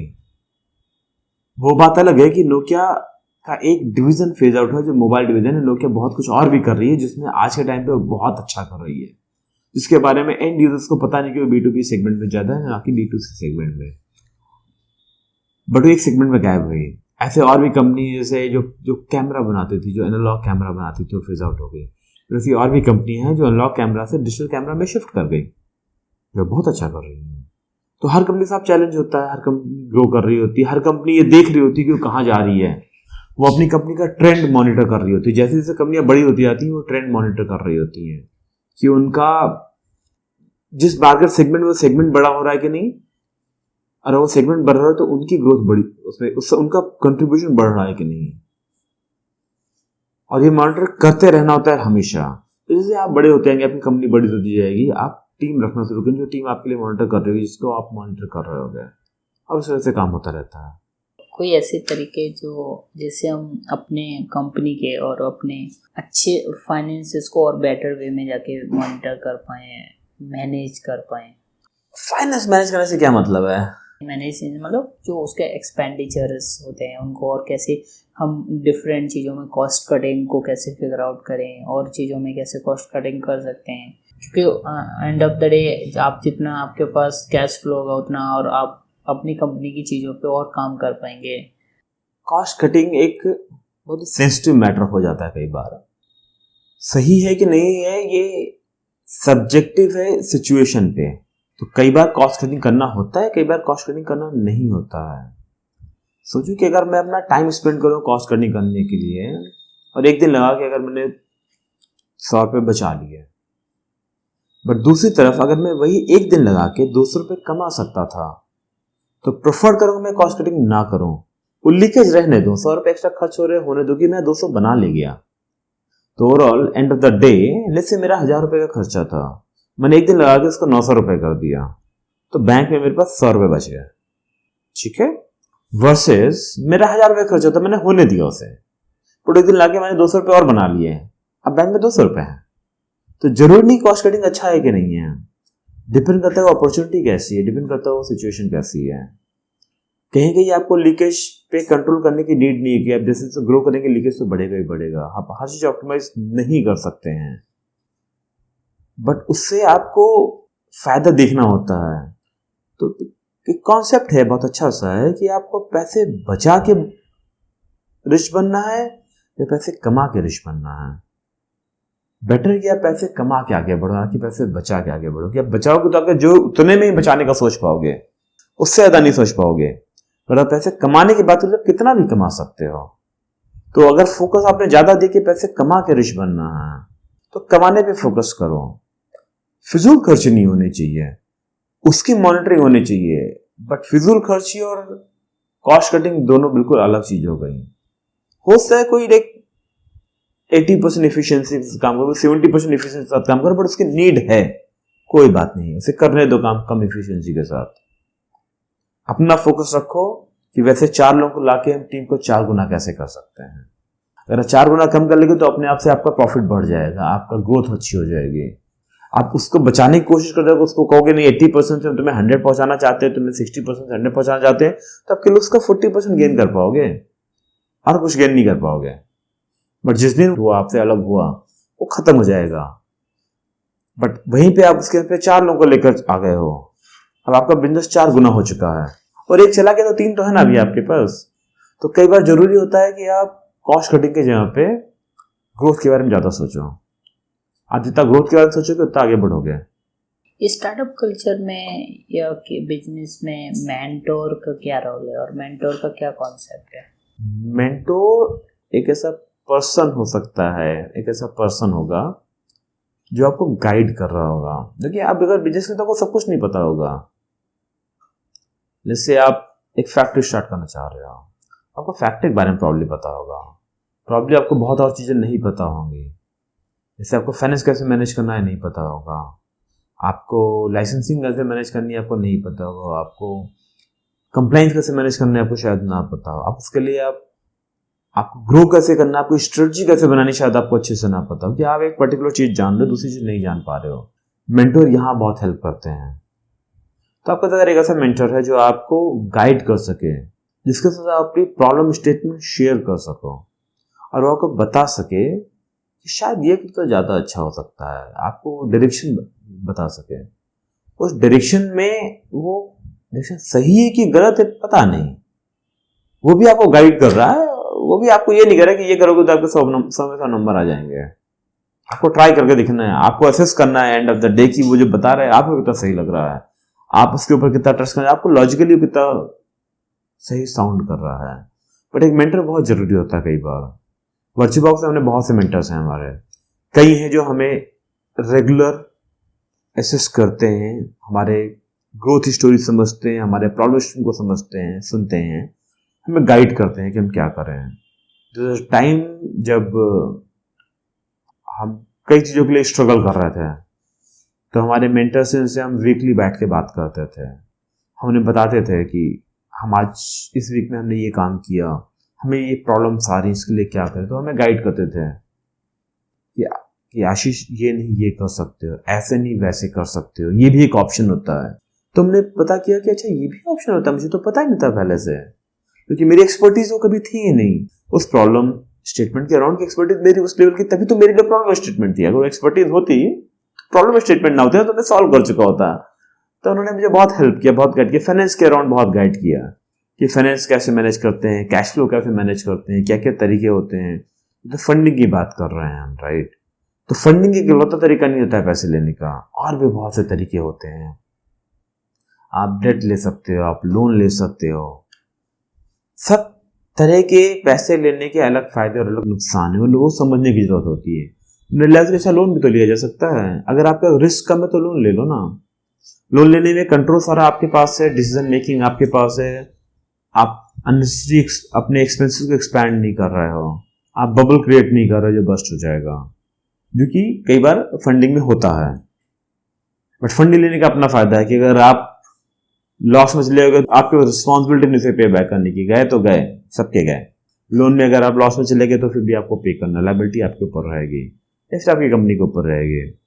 तो सबके अपने फायदे और अपने नुकसान है। बड़े सारे फायदे था मुझे मेरे मेंटर से समझाया, मैंने पूरा टाइम स्पेंड किया, अपने तरफ से पढ़ा, बट उन्होंने भी मुझे बहुत समझाया, बहुत गाइड किया कि ये भी कर सकते हो। जैसे हम बताते थे उनसे कि हमने ये किया तो बता देते नहीं ये किया, ये अच्छा है या फिर ये अच्छा नहीं है।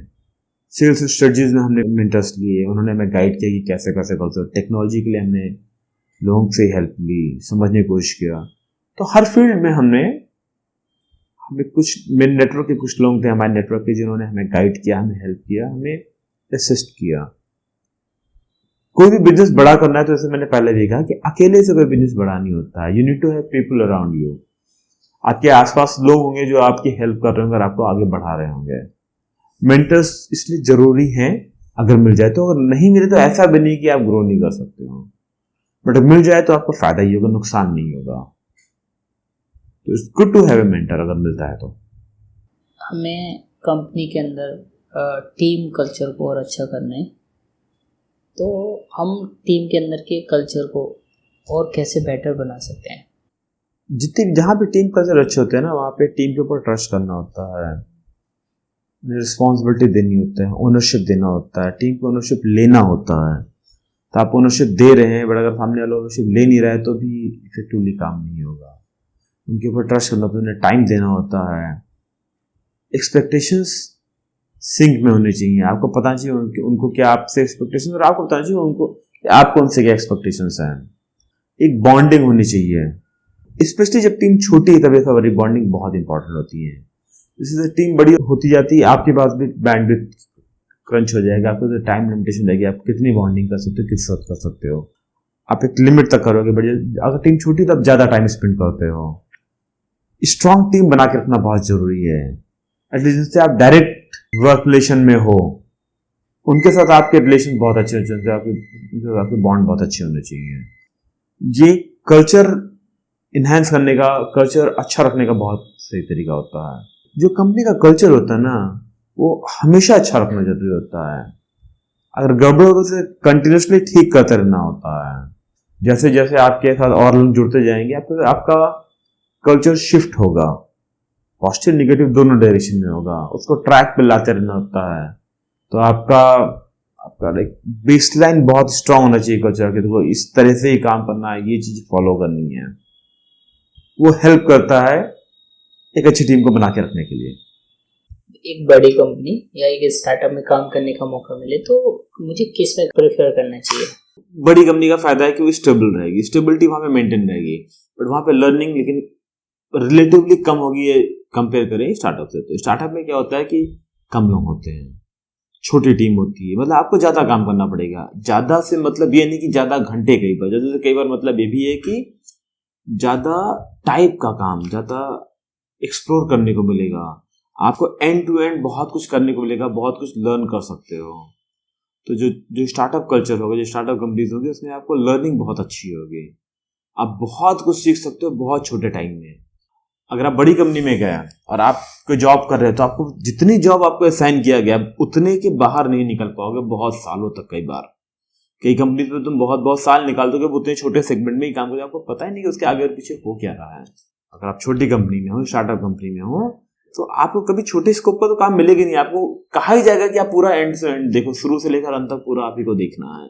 तो आपकी लर्निंग बहुत ज्यादा होगी, और आप जितनी कम टाइम में जितना ज्यादा लर्न करते हो, आप उतना ही ज्यादा आगे ग्रो करने के लिए रेडी होते हो। क्या होता है, ज्यादा आपको समझे कि आप कहाँ करना चाहते हो अपने आप को। अपना खुद समझने के लिए मेरा इंटरेस्ट किस पार्ट में ज्यादा अलाइन कर रहा है, आपको ज्यादा चीज सीखने की जरूरत है, ज्यादा चीज करने की जरूरत है, वो स्टार्टअप में अच्छी मिलेंगी। ग्रोथ स्टार्टअप में इसलिए अच्छी मिलती लोगों, लोग बहुत कुछ सीख जाते हैं। अगर कोई ऑपरेशन में काम कर रहा है तो स्टार्ट टू एंड सब कुछ उसे करने का मौका मिल जाएगा स्टार्टअप में। बट जो कोई बड़ी कंपनी में हो, उसे केवल पूरे ऑपरेशन का एक छोटा सा एक्टिविटी मिला हो करने को। अगर आप कस्टमर सपोर्ट में हो, और स्टार्टअप में तो होता है स्टार्ट टू एंड आप सब कुछ करने को आपको मिल जाएगा। होता है आपके पास ये भी फ्लेक्सिबिलिटी, फ्रीडम मिल जाए कि आप पॉलिसी खुद ही डिफाइन कर सको, आप डिसीजन ले सको। बड़ी कंपनी में होगा तो केवल आपको एक छोटा सा सेगमेंट दिया कि आप कॉल अटेंड करनी है तो कॉल अटेंड करनी है, बस। डिसीजन लेना तो आपके हाथ में कई बार नहीं होगा। तो बड़ी कंपनी वैसे छोटी कंपनी का, कल को मुझे कभी ऐसा लगे कि नहीं, मैं अब जॉब करना है, अब अपनी कंपनी से बाहर निकल के कुछ और करना है, कुछ और लर्न करना है, कुछ ब्रेक लेना है, हाइपोथेटिकली, तो मैं प्रेफर करूंगा स्टार्टअप इकोसिस्टम में जाने को, स्टार्टअप में काम करने को। वहां पे फ्रीडम ज़्यादा मिलेगी, एक्सेस कंट्रोल ज़्यादा अच्छा होगा, वहां पे बहुत कुछ कर सकते हैं, बहुत कुछ लर्न कर सकते हैं। बड़ी कंपनी में आपको बहुत छोटे से टुकड़े पे काम करने में तो उतना ही काम करना, आगे पीछे आप कुछ कर ही नहीं सकते कंट्रोल की, ऑर्गेनाइजेशन काफ़ी बड़ी हो चुकी होती है। तो मैं रेकमेंड करूंगा कि अगर मौका मिलता है स्टार्टअप में काम करने का तो जरूर से करना चाहिए। बहुत कुछ सीखने को मिलेगा, आप फ्री होकर सीखोगे। बट एक नुकसान होता है स्टार्टअप में, जो बहुत इंपॉर्टेंट फैक्टर है, लोगों को पता होना चाहिए अगर डिसीजन ले रहे हैं तो, कि स्टार्टअप में कई बार आपको खुद से डिसाइड करना होता है कि क्या करना है। अगर आपको फ्लेक्सिबिलिटी मिल रही है तो आपको रिस्पॉन्सिबिलिटी भी मिल रही है कि आप ही को डिसाइड करना है क्या करना है और क्यों करना है। अगर आप बड़ी कंपनी में तो आपको डिसाइड नहीं करना है, किसी ने बता दिया है, तो आपको स्ट्रक्चर्ड लर्निंग मिलेगी, आपको एक तरीका बना हुआ, उस तरीके से आप सीखते जा रहे हो। बिल्कुल कुछ ऐसा ही जैसा मैंने स्टार्टिंग में बात करते हैं school versus research in college. जब रिसर्च कर रहे होते तो आपको भी नहीं पता होता क्या सही क्या गलत होता, आपको करना है और आपको खुद से फिगर आउट करना है। वर्सेस स्कूल और कॉलेज, ग्रेजुएशन स्पेशली, जहाँ पे वही बुक्स पे पढ़नी है, पता है कि यही बुक पढ़ोगे और पास हो जाओगे। अगर पढ़ लोगे तो पास होगे, नहीं पढ़ोगे तो नहीं पास होगे।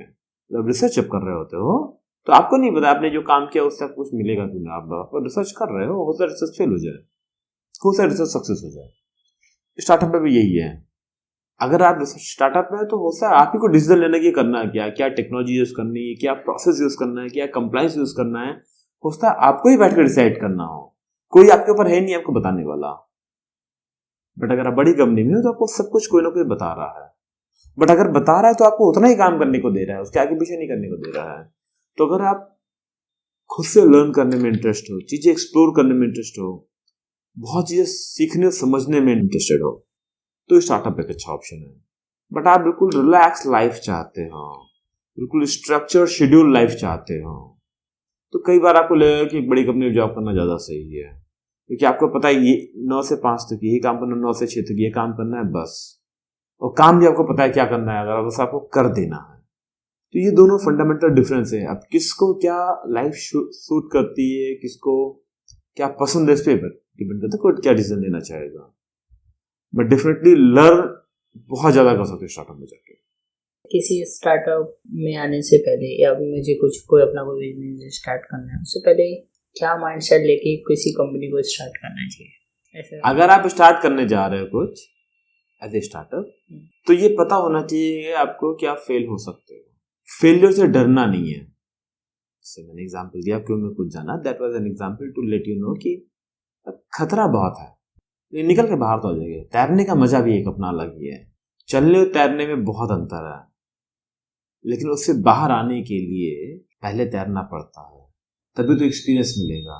तो स्टार्टअप में ये माइंडसेट को क्लियर होना चाहिए कि भैया हम स्टार्ट करने जा रहे हैं खुद से अपना कोई ऑर्गेनाइजेशन, कुछ कंपनी स्टार्ट करने जा रहे हैं, तो हो सकता फेल हो जाए, तो मेंटली प्रिपेयर्ड होना चाहिए।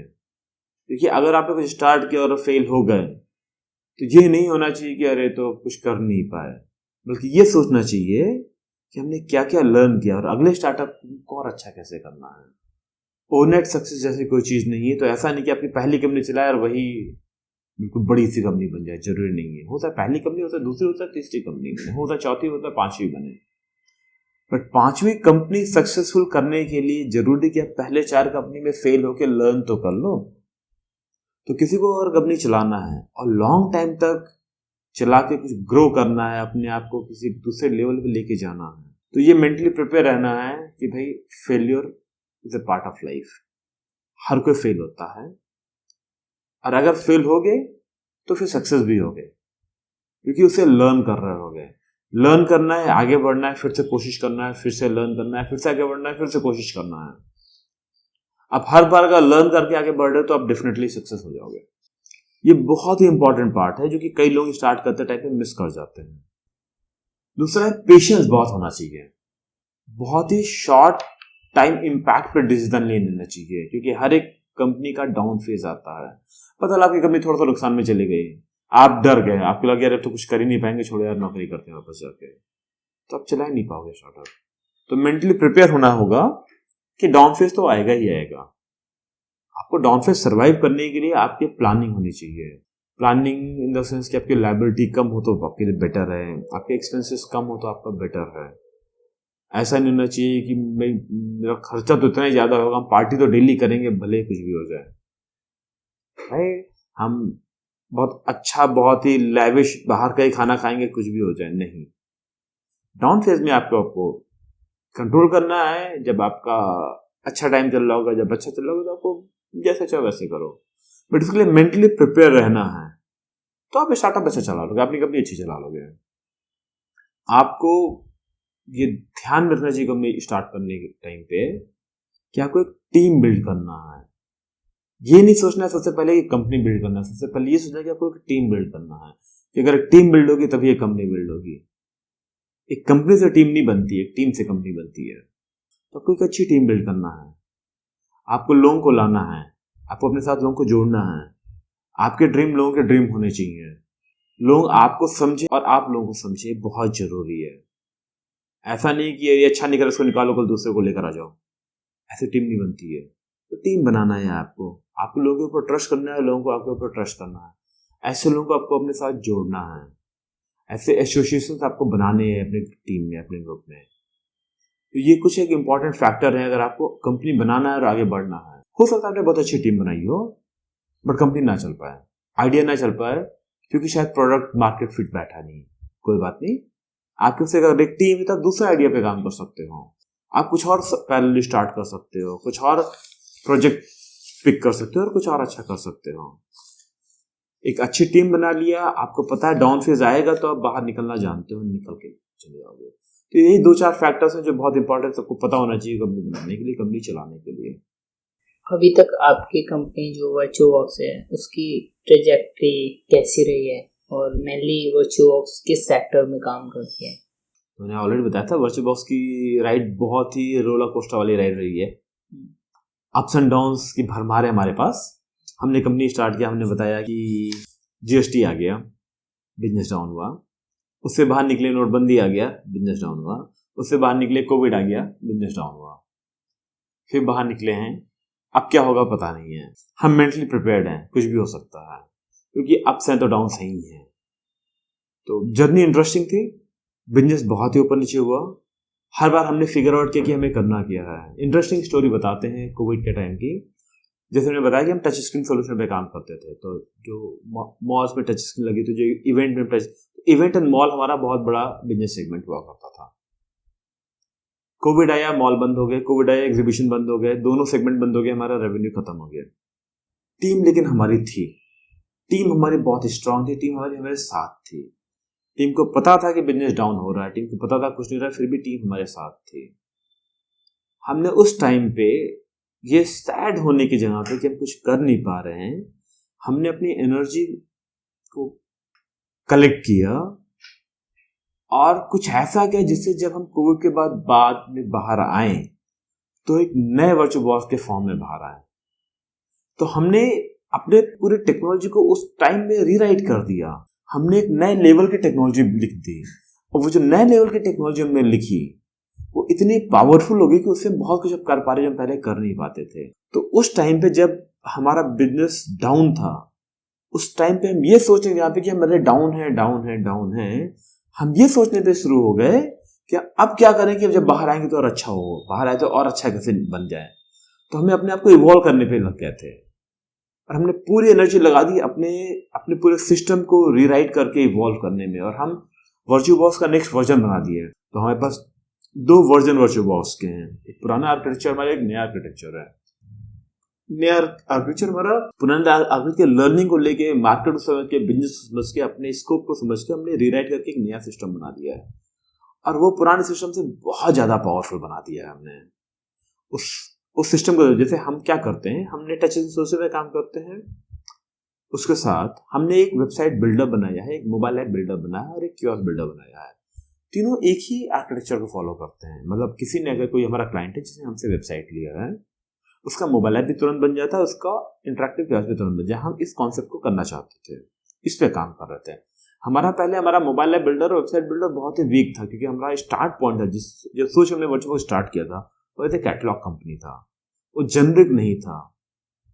जो हमने कोविड के टाइम पे, जब हमारा डाउन टाइम चल रहा था, हमने पूरे सिस्टम को रीराइट किया। अब हमारा सिस्टम इतना फ्लेक्सिबल हो गया कि हम किसी भी तरह का मोबाइल ऐप बना सकते हैं, किसी भी तरह की वेबसाइट बना सकते हैं।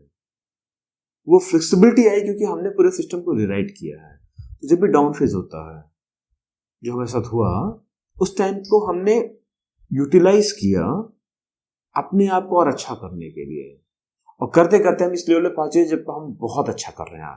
आज के टाइम पे हम जो मोबाइल ऐप बनाते हैं, जो कि, और हमारा जो पूरा सिस्टम वो नो कोड प्लेटफॉर्म है, ड्रैग एंड ड्रॉप सिस्टम पे है कि जैसे किसी को एक क्लाइंट आता है जिसको एक वेबसाइट बनानी है, तो उसे, किसी को मोबाइल ऐप बनाना है, तो उसे कोई प्रोग्रामिंग की जरूरत नहीं है। वो खुद से ड्रैग एंड ड्रॉप करके डेटा डाल के वेबसाइट बना सकता है, मोबाइल ऐप बना सकता है। इतना सिंपल सिस्टम हमने बनाया है, उस सिस्टम को इवॉल्व किया है। तो बहुत इंपॉर्टेंट है, जो वर्चुअल की जर्नी भी रहा है कि हम डाउन फेज में गए हैं, उस डाउन फेज के टाइम को हमने यूटिलाइज किया है अपने आप को और इम्प्रूव करने के लिए, ताकि जब भी वो डाउन फेज का टाइम खत्म हो तो हम एक नए फॉर्म में बाहर आए, एक नए एनर्जी के साथ मार्केट में आए, और एक एनर्जी के साथ एक नए सोल्यूशन के साथ मार्केट को पिच करें। वो काम हम करते गए हमेशा, वो करते करते आज हम यहाँ पहुंचे हैं। अभी अपने कंपनी में एआई को इंटीग्रेट किया है। यस, एआई आज के टाइम पे बहुत मेजर शिफ्ट दे रहा है टेक्नोलॉजी में, बहुत मेजर शिफ्ट दे रहा है वर्क एनवायरनमेंट में। तो हम कैसे उससे अछूते रह जाते हैं? हमने भी एआई को इंटीग्रेट किया। हमने एआई को बहुत अलग अलग टाइप से इंटीग्रेट करने की कोशिश कर रहे हैं। कुछ कुछ सेगमेंट इंटरेस्टिंग है, जैसे हमने एक एआई बेस्ड चैटबॉट बनाया है कि आप हमारे प्लेटफॉर्म पर वेबसाइट बनाओ, हम एक चैटबॉट बना देंगे जो आपके कंटेंट के ऊपर चैटबॉट का काम करेगा। मतलब अगर आपने एक 50 पेज की वेबसाइट बना दी, अपने वेबसाइट का सारा कंटेंट डाल दिया है, एक चैटबॉट होगा जिसपे आपका विजिटर जो आपकी वेबसाइट पे आता है वो चैट करेगा, और ना कि कोई रियल एजेंट, बल्कि एआई आप ही की वेबसाइट से आंसर निकाल कर दे रहा होगा। आपको लगता है कि आंसर खराब आ रहा है, तो आप 2 पेज और बना दो, उसमें 2 डेटा और डाल दो, जो 10 पेज और बना दो, आपका और चैटबॉट और बेटर हो जाएगा। हमने और भी कुछ एआई के अराउंड काम किया है, जो कि हमारा है यूँ सोचिए कि बिजनेस प्रोसेस मैनेज करने के लिए। तो लेट्स से आप कहीं कुछ अप्लाई करने गए और आपको कुछ फॉर्म सबमिट करना है। फॉर्म सबमिट करने के समय डॉक्यूमेंट लेना होता है। आपको डॉक्यूमेंट जाता है, फिर वहां पे बैठ के कोई बैक ऑफिस आता है, वैलिडेट करता है, चेक करता है डॉक्यूमेंट सही कि गलत है। गलत डॉक्यूमेंट तो आपको बताता है कि आपका डॉक्यूमेंट गलत था। गलत होने के 10 रीजन हो सकते हैं। हो सकता है आपको एड्रेस प्रूफ में कुछ देना और आपने कुछ और दे दिया है। हो सकता है आपने जो डॉक्यूमेंट दिया वो इनवैलिड है, हो सकता है वो एक्सपायर्ड डेटा डॉक्यूमेंट हो। उसमें हम एआई यूज कर रहे हैं। आप जैसे ही डॉक्यूमेंट अपलोड करेंगे, हमारा एआई ही आपको बता देगा आपका डॉक्यूमेंट गलत है, instead of waiting for few months और फ्यू वीक्स कि आपको कोई जाएगा, कोई इंसान देखेगा तब आपको बता रहा होगा। हम पहले बता रहे हैं तो आपने डॉक्यूमेंट जो दिया वो गलत है, बट ये सारा काम आप एआई ही कर सकते हो। तो हमने इसमें भी एआई को इंटीग्रेट कर दिया है। ऐसे ऐसे बिजनेस एलिमेंट में हम एआई को यूज करें जहाँ पे हम बिजनेस को हेल्प कर सके उनकी एफिशिएंसी बढ़ाने के लिए अपनी टेक्नोलॉजी यूज करके। तो ऐसे लोकेशन में एआई को आज के टाइम पे यूज कर रहे हैं। फ्यूचर में और कुछ भी एआई में यूज करने का प्लान है हमारा। जैसे हम काम कर रहे हैं ट्राई ऑन मी पे कि हमने ट्राई ऑन मी को हमारा एक फीचर बना हुआ है, जिसमें आप जैसे एक ज्वेलरी स्टोर पे जाते हैं और वहां पे आपको एक नेकलेस दिखता है प्यारा सा, आपको ट्राई करना, आपको कैसा लग रहा है, तो आप अपने ऊपर लगा के देख सकते हो। वो ट्राई ऑन मी का फीचर है। उसमें ऑगमेंटेड रियलिटी यूज किया गया है, उसमें इमेज प्रोसेसिंग यूज किया गया है, उसमें कंप्यूटर विजन यूज किया गया है, उसमें एआई भी यूज किया जा सकता है, और एआई यूज करके उसमें भी बहुत कुछ किया जा सकता है। तो अभी आप तो उस समय में एआई को इंट्रोड्यूस करने की कोशिश कर रहे हैं। हमने सेल्फी कियोस्क बना रखा है। सेल्फी कियोस्क में क्या है कि आप कियोस्क स्क्रीन के सामने आएंगे, आप फोटो खींचेंगे, आपके बगल अमिताभ बच्चन खड़े होंगे, आपके बगल कोई भी एक्टर, कोई भी क्रिकेटर, कोई भी स्पोर्ट पर्सन, कोई भी खड़ा हो सकता है, और उसके साथ आप कोई सेलिब्रिटी के साथ आप फोटो खिंचा सकते हैं। उसमें हमने इमेज प्रोसेसिंग यूज किया, उसमें हम एआई यूज करने का प्लान कर रहे हैं। तो ऐसे कई बिजनेस रिलेटेड जो हमारे बिजनेस सॉल्यूशंस हैं हमारे, उन सॉल्यूशंस में हम एआई को यूज कर रहे हैं ताकि हम और अच्छा सॉल्यूशन दे सकें अपने क्लाइंट को। भी बहुत सारी कंपनी है जो एआई को यूज में भी न कर रही हूँ। वैसे जो हर कंपनी को ये समझ में आ गया कि एआई के बिना चीजें वो सरवाइव नहीं कर सकते। आपका अभी तक की एआई की जो स्पीड है उसको देख के आपको क्या लग रहा है कि एआई का फ्यूचर कैसा है बिजनेस के साथ में? एआई के आजकल की जो बात हो रही है ये कुछ वैसी बात है जो आज से 25-30 साल पहले कंप्यूटर के हो रही थी। कंप्यूटर जब आया था आज से 25-30 साल पहले की बात है, तब लोग कहते थे कंप्यूटर लोगों की जॉब छीन लेगा, कंप्यूटर लोगों की जॉब खा जाएगा, अब लोग काम नहीं कर सकते तो कंप्यूटर सारा काम उनके लिए कर देगा। बट एक्चुअली में हुआ क्या, जॉब्स बढ़ी हैं। कंप्यूटर ना होता तो क्या इतनी जॉब होती थी जॉब आज के टाइम पे हैं? ना होती। कंप्यूटर के आने से जॉब बढ़ी हैं, बहुत बढ़ी हैं। ये बात सच है कि वो जॉब खत्म हो गई जिनको कंप्यूटर रिप्लेस कर सकता था, लेकिन कंप्यूटर को यूज करने वालों की जॉब बढ़ गई है। कंप्यूटर को से बिजनेस एफिशिएंसी बढ़ाने के लिए जॉब बढ़ गई है। वही मार्केट का शिफ्ट एआई के लिए हुआ। एआई लोगों की जॉब खत्म नहीं करेगा, एआई लोगों को शिफ्ट करेगा किसी और जॉब में। पहले जो केवल रजिस्टर पे केवल लिखा करते थे, आज वो कंप्यूटर चला के बहुत कुछ कर रहा है। एआई भी वही करने वाला है। जो अभी लोग, जैसे मैंने एक एग्जांपल दिया था कंटेंट राइटर का, कि ये कंटेंट राइटर जो खुद से बैठ के कुछ अच्छा सा लिखता है, और दूसरा कंटेंट राइटर है जो टॉपिक लेता है, एआई की हेल्प लेता है, एक अच्छा राइटअप लिखवाता है, उसको रीड करता है। रीड करना उसकी स्किल का पार्ट है, उसको मॉडिफाई करना उसकी स्किल का पार्ट है, उसको इम्प्रूव करना उसकी स्किल का पार्ट है, और वो कम टाइम में ज्यादा अच्छा आउटपुट दे पा रहा है। तो एआई रिप्लेस नहीं करेगा, एआई लोगों को एम्पावर करेगा, और एआई लोगों को बहुत ज्यादा एम्पावर करेगा। बहुत कुछ करने में एआई बहुत हेल्प करने वाला है। तो दूसरा एग्जांपल जो मैंने, जिसपे हम एक्चुअल में काम कर रहे हैं कि यार आपको एड्रेस को सबमिट करना था, एड्रेस को सबमिट करने अपने बिजली का बिल जमा कर दिया, एक्चुअली 3 महीने से ज्यादा पुराना बिजली का बिल एक इनवैलिड डॉक्यूमेंट माना जाता है। अगर आपने 4 महीने पुराना बिजली जमा कर दिया तो पता है आपका बिल जाएगा पहले ऑफिस में, जहां पे आप एड्रेस प्रूफ के लिए दे रहे हैं, उसे पढ़ेंगे, फिर आपको रिजेक्ट करेंगे, उसमें टाइम भी लगेगा और एक पर्सन भी इन्वॉल्व होगा। वो जॉब रिप्लेस हो जाएगी डायरेक्टली एआई से। एआई तुरंत बता देगा तो आपका डॉक्यूमेंट इनवैलिड है, आप डॉक्यूमेंट चेंज कर दो। सिस्टम एफिशिएंट हो गया, काम फास्ट हो गया। बट जो पर्सन पहले डॉक्यूमेंट वैलिडेट करता है कुछ और कर रहा होगा, कुछ और ज्यादा पावरफुल कर रहा होगा। तो एआई भी यही करने वाला है, जॉब बढ़ाने वाला है, जॉब बहुत इफिशिएंट करने वाला है। जो इंसान जितना काम करता है उससे कहीं ज्यादा काम कर पाएगा। इसका मतलब ये हो कि टेक्नोलॉजी ग्रोथ बहुत तेज हो जाएगा। अब जैसे कंप्यूटर आने से जो टेक्नोलॉजी ग्रोथ हुआ है, वो कंप्यूटर ना होने के टाइम पे था, उससे कहीं ज्यादा तेज होने लग गया है। एआई के बाद भी वही कहानी रिपीट होगी कि अब ग्रोथ बहुत तेज होगा, लोग ज्यादा काम कर रहे होंगे, ज्यादा अच्छा काम कर रहे होंगे, जो काम पहले बहुत मेहनत से लोग कर रहे होते थे। तो एआई इस तरह का शिफ्ट देगा मार्केट में। वो किल नहीं करने वाला जॉब को, वो जॉब को शिफ्ट करने वाला है।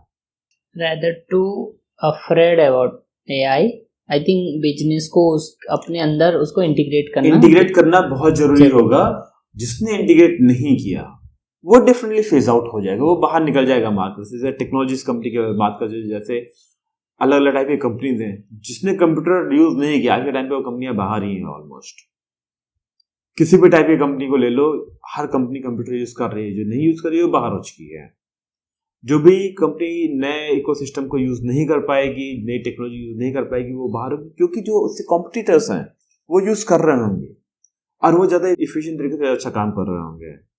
तो एआई को बेटर कि एआई को यूज करना शुरू कर दें, सही तरीके से यूज करना शुरू कर दें, ताकि आपकी इफिशिएंसी बढ़ जाए, ताकि आपका तरीका बढ़ जाए। आजकल मैं पर्सनली एआई को यूज करता हूँ रिसर्च वर्क में बहुत। किसी भी टॉपिक पे मुझे रिसर्च करना है, किसी टॉपिक पे मुझे लर्निंग लेनी है, तो पहले क्या करता था, मैं गूगल सर्च करता था, ढेर सारे आर्टिकल्स पढ़ता था, समझने की कोशिश करता था चीज क्या है। कुछ आर्टिकल काम करते थे, आर्टिकल काम करने मैं ढूंढ रहा होता था। अब लाइफ काफी आसान लगती है मुझे कि अब मैं एआई से वही गूगल सर्च जो मैं पहले गूगल पे करता था, मैं एआई पे करता हूँ। मुझे एक पॉलिश डॉक्यूमेंट देता है पढ़ने के लिए, उसको पढ़ता हूँ, उसके बाद मैं अगला फॉलोअप क्वेश्चन से पूछता हूँ। मैं फॉलोअप क्वेश्चन पूछता हूँ नेक्स्ट में, तो एआई को पता है कि मैंने पिछला क्वेश्चन क्या पूछा था, एआई को पता है पिछला जवाब क्या दिया था। अब मुझे जो अगला जवाब मिलेगा मेरे अगले क्वेश्चन के साथ पुरानी हिस्ट्री को देख कर मिलेगा। अब मुझे जो रिजल्ट मिला है थोड़ा सा बेटर मिला है, उसके बाद और बेटर होगा। अगर उसको कंपेयर करते हैं गूगल सर्च पे, तो उसमें वो बात नहीं आती, हर बार एक सिमिलर टाइप का रिजल्ट आ रहा होता है। एग्जाम्पल लेते हैं, अभी मुझे अपने ऑफिस में, हमने ऑफिस रिसेंटली शिफ्ट किया था, मुझे ऑफिस में नेटवर्क पे काम करना था हमें। अब नेटवर्क की लर्निंग लेनी थी हमें, नेटवर्किंग कैसे किया जाए। तो हमने एआई को बताया मेरा ऑफिस इतना बड़ा है, इस टाइप के लोग काम कर रहे हैं, इतने कंप्यूटर होंगे, इतने इंसान होंगे, इतने टाइप की स्क्रीन होंगे, इतने मोबाइल फोन होंगे, तो मुझे कनेक्ट करके एक नेटवर्क बनाना है। मैंने उसे कुछ सजेशन मांगा, उसने मुझे कुछ राउटर्स का सजेशन दिया, उसने मुझे कुछ नेटवर्क स्विच का सजेशन दिया। फिर मैंने उससे कुछ फायरवॉल के बारे में पूछा। जैसे मैंने फायरवॉल के बारे में पूछा, उसे पता था कि मेरे पास कितने कंप्यूटर है, उसे पता था मेरा ऑफिस कितना बड़ा, उसे पता था मैं काम क्या करता हूँ। उसे सजेशन देते थे, बताया कि देखो आपका ऑफिस इतना बड़ा है, आप ये काम करते हो, आपके लिए ये चीज़ ज़्यादा बेटर है। तो मुझे क्या इससे कंपैटिबिलिटी किसकी किसकी है। उसे पता था मैं कितने राउटर्स के बारे में बात कर चुका हूँ, उन राउटर्स के बारे में मुझे कंपैटिबिलिटी तुरंत बता दिया कि क्या करना सही क्या करना सही नहीं है, जो गूगल सर्च में मैं कर ही नहीं सकता था। गूगल सर्च तो इंडिपेंडेंट काम करता है, उसे कॉन्टेक्चुअल नॉलेज नहीं है कि पहले मैंने क्या पूछा था। तो एआई को मैं अपने रिसर्च और पे आजकल बहुत यूज करता हूँ ताकि मैं ज़्यादा कंक्लूसिव डिसीजन ले सकूँ, लर्निंग ज़्यादा एफिशिएंटली कर सकूँ। तो हर किसी को एआई यूज करना है, किसी भी फॉर्म में यूज करना है, बट करना है अगर उसे आगे बढ़ना है, सर्वाइव करना है, वरना उसके जो कंपटीशन में होंगे वो कहीं आगे निकल चुके और आप पीछे रह जाएंगे। एआई को एज एजुकेशन में एआई को लाना कितना जरूरी हो गया है अभी? एआई ऑलरेडी एजुकेशन में आना शुरू हो चुका है और आजकल देखा जाए तो बच्चे, छोटे छोटे बच्चे एआई यूज कर रहे हैं। मैंने फिर छोटे बच्चे, क्लास 7th के बच्चे, जब उन्हें मैथ्स के टेस्ट की, जो पढ़ने में सीरियस अगर है और उसे मैथ के टेस्ट की प्रिपरेशन करनी होती है, तो एआई से कहते हुए मुझे मैथ का क्वेश्चन पेपर बना के दे दो, उसे सॉल्व कर रहे होते हैं। ये मेरे घर में होता है। ओके। तो आजकल मैं देख रहा हूँ बच्चे इस लेवल पे पहुंच चुके हैं कि उन्हें कुछ पढ़ना होता है तो ऐसे पूछते हैं और ये उन्हें गाइड कर देता है। ये क्वेश्चन बनाने का काम गूगल सर्च नहीं कर सकता था आज तक, बट एआई कर सकता है। एआई को पता है 7th स्टैंडर्ड के बच्चे को क्या चाहिए, एआई को पता है कि उसका साइंस क्या है, उसका मैथ्स का सब्जेक्ट्स क्या क्या है, उसको क्वेश्चन पेपर बना। तो एजुकेशन में ऑलरेडी एआई असिस्ट करना शुरू कर चुका है। आने वाले समय में और भी ज्यादा आने वाला है एआई का रोल। और एआई एक पर्सनल ट्रेनर की तरह होगा, जैसे पर्सनल जेनरिक टीचर की तरह होगा, जो आपको सब कुछ बता सकता है जानते हुए कि आपको क्या क्या आता है, कि आप जो क्वेश्चन पूछते हो उसके बेसिस पे आपको एसेस करते हैं कि आपको क्या पता है, और ताकि आपको उसी तरह पढ़ा रहा होगा। तो डेफिनेटली जो पढ़ना चाहता है उसके लिए एआई बहुत अच्छा है, जो पढ़ना चाहता है उसको एआई बहुत हेल्प कर रहा है पढ़ने में। ये क्लास 6-7 ग्रेड की बात करो या फिर कॉलेज की बात करो, किसी भी लेवल की बात करो, यही ऑलरेडी हेल्प करना शुरू कर दिया लोगों को पढ़ने में और बहुत कुछ करने में। जैसे अभी इनिशियल फेज में एआई आया मार्केट में, तो लोग उससे डर रहे हैं कि वो जॉब लेगा या ये बहुत ज़्यादा खतरनाक है लोगों के लिए। ये खुद से, कई सारे लोग कह रहे हैं कि एक पर्टिकुलर टाइम के बाद खुद से ही चीज़ें बनाने लगेगा। तो क्या, जैसे कंप्यूटर आया था तब लोग डर रहे थे, इसका कब पीक आने वाला है जो लोग इसको ईजिली एक्सेप्ट कर लेंगे? ये कहना बहुत डिफिकल्ट है कब पीक आने वाला है, ये कहना बहुत डिफिकल्ट है। क्या एआई खुद से एक दूसरा ये बना पाएगा कि नहीं बना पाएगा। अगर हिस्टोरिकल ट्रेंड में देखने समझने की कोशिश करता हूँ, जितनी फिक्शनल मूवी देखा करते थे हम, सब सच होती जा रही है करके। Okay, right. हैरी पॉटर देखी होगी, न्यूज़पेपर होता था, उसके ऊपर कुछ आर्टिकल होते थे जो चल रहे होते थे, वीडियो चल रहा होता था, आर्टिकल चेंज जाते थे। टैबलेट और आईपैड यही तो है। टैबलेट आईपैड में यही है कि आपके पास सामने न्यूज़पेपर है तो डेली बदल रहा है, जिसके अंदर एक वीडियो भी चल सकता है, टेक्स्ट भी लिखा होता है, अपने आप से बदल जाता है। तो जितनी भी फिक्शनल मूवी जो बहुत पहले बनी थी, जो कंप्यूटर के आने के पहले या फिर इस टेक्नोलॉजी के आने पहले, वो सब सच होती जा रही है करके। फ्लाइंग कार की बात कर रहे होते थे, आजकल ड्रोन बेस्ड फ्लाइंग कार बननी शुरू हो चुकी हैं। फ्लाइंग टैक्सीज बन रही हैं ड्रोन बेस्ड। तो अगर सारी फिक्शनल चीजें सच हो रही हैं तो एआई एक दूसरा ही बना लेगा, शायद ये सच हो जाए। अगर इसी हिस्टोरिकल ट्रेंड को देखा जाए तो यस, फिक्शनल में तो ये भी है कि ये एक दूसरा ये बना लेता है, हो सकता है भी सच हो जाए। डरना है कि नहीं डरना है पता नहीं, बट इवोल्यूशन तो होना ही होना है। ह्यूमन जो है ना, इस बहुत ही फिलोसफिकल टाइप का हो जाएगा, लेकिन जो ह्यूमन है वो बहुत ही छोटे टाइम के लिए दुनिया में रहा है। अर्थ हमारी मिलियंस ऑफ ईयर ओल्ड है। इंसान कितने साल रहा है? 3000, 2000, 3000, 4000, 5000 साल, 10,000 साल, कितना? जब बस अर्थ कितनी पुरानी, मिलियंस ईयर्स। तो ह्यूमन तो कुछ रहा ही नहीं यहाँ पे। ह्यूमन से पहले बहुत कुछ था और ह्यूमन के बाद बहुत कुछ होगा, होना ही होना है। तो ये फियर रखना कि आई आके अपने दूसरा ये बना लेगा, पता नहीं, हो सकता है पहले, हो सकता है दुनिया के इस यूनिवर्स के किसी कोने में कुछ ऐसे प्लैनेट्स हो जिसमें ह्यूमन, जिसमें natural species, I will not से ह्यूमन क्योंकि पता नहीं उनको क्या कहा जाएगा, वो एलियंस आए गए, वहां पे एआई ने ऑल ओवरटेक कर लिया और एआई वर्ड बन चुका हो। पता नहीं एआई क्यों बनेगा।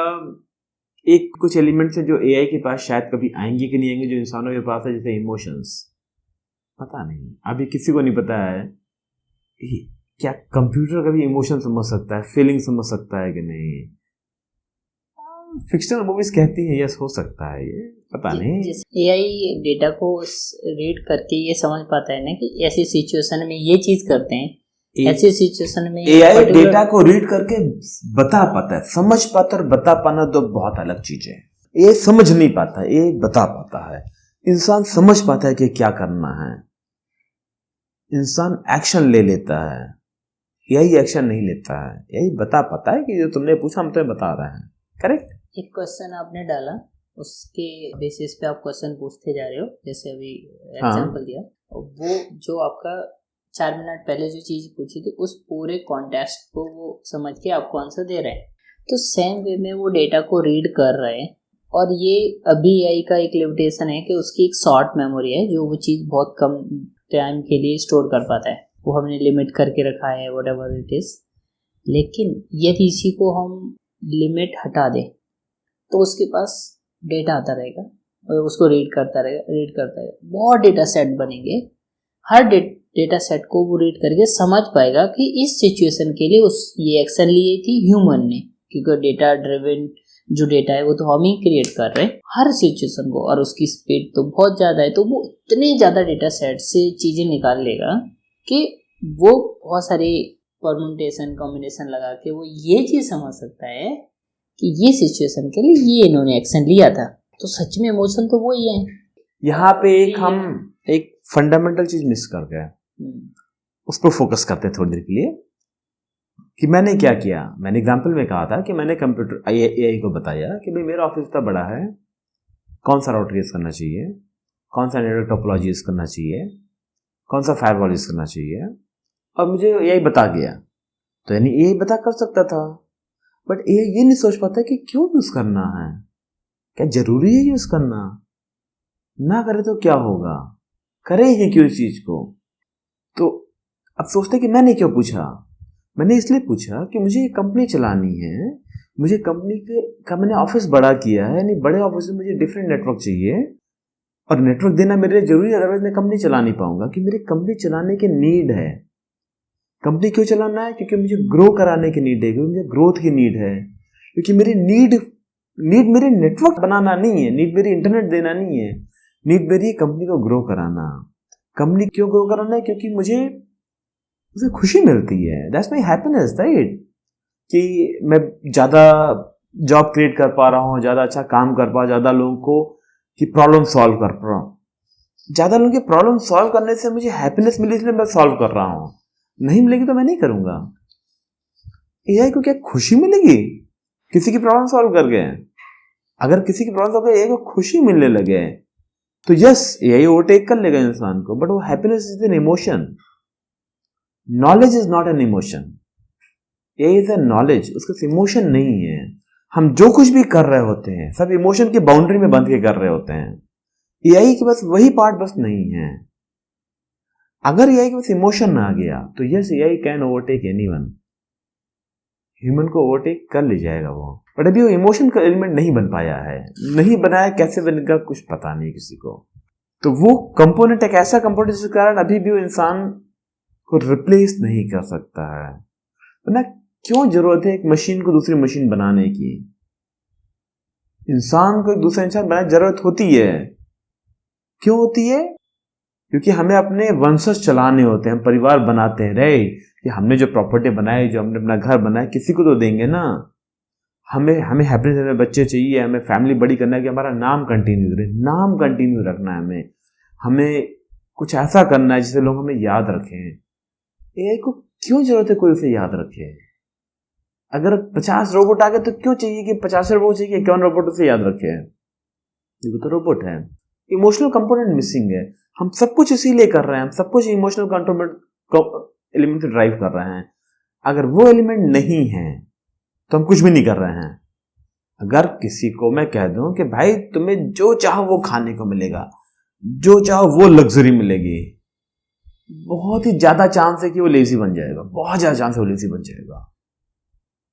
बहुत ही कम चांस है कि वो हार्ड वर्किंग बन पाए, क्योंकि उसकी नीड खत्म हो गई है। कंप्यूटर को क्या है? थकता तो वैसे भी नहीं है वो, तो उसे आराम करने की नीड नहीं है।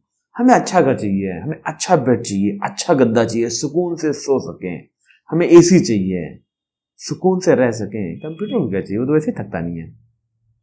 जो थकता नहीं उसे थकान का मतलब नहीं पता, उसे अच्छे घर की जरूरत है, बड़े घर की जरूरत नहीं है।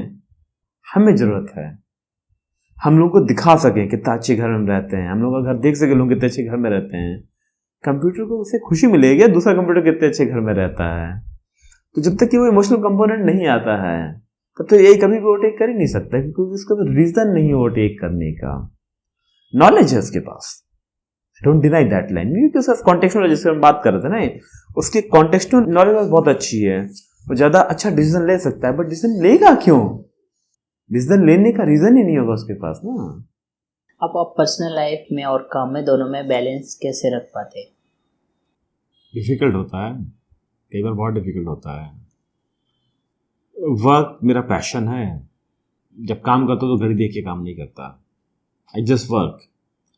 और ऑब्वियसली उसका इम्पैक्ट पड़ता है, पर्सनल लाइफ थोड़ी सी हैम्पर होती है, थोड़ी इम्पैक्टेड होती है। बट जो भी टाइम में निकाल पाते हैं थोड़ा सा, वो 100% निकालने की कोशिश करते हैं कि वो फुल डेडिकेशन के साथ निकाल पाएँ, थोड़ा फैमिली के साथ टाइम स्पेंड कर पाएँ, थोड़ा वाइफ के साथ टाइम स्पेंड कर पाएँ, थोड़ा बच्चों के साथ टाइम स्पेंड, थोड़ा पेरेंट्स के साथ टाइम स्पेंड कर पाएँ। बैलेंस लाना चैलेंजिंग रहता है हमेशा।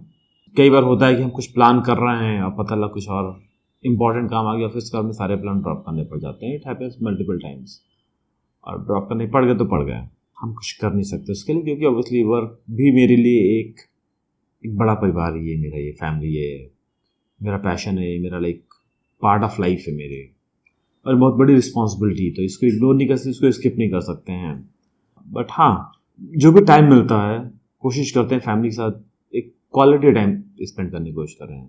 तो टाइम भले कम मिले बट वो क्वालिटी टाइम होना चाहिए, तो उसकी कोशिश करते हैं कि वो डेडिकेटेड टाइम उनके लिए हो, जब वो उनके साथ अच्छे से रह सकें, बस यही करना होता है। और ये बहुत इंपॉर्टेंट पार्ट है स्टार्टअप जो करने की कोशिश कर रहा है, जो खुद का कंपनी चलाने की कोशिश कर रहा है, कि उसे चैलेंज आएगा, इसका बहुत चैलेंज आएगा। इसके लिए बहुत ज़रूरी है कि आपकी फैमिली समझ सके कि आप टाइम नहीं दे पाओगे ज़्यादा। कि अगर आपकी फैमिली एक्सपेक्ट रखती है कि आप केवल 8 घंटे की जॉब करोगे फिर घर पे आके टाइम दोगे, तो आपको बहुत डिफ़िकल्टी होने वाली कंपनी चलाने में, बहुत ज़्यादा डिफ़िकल्टी होने वाली है।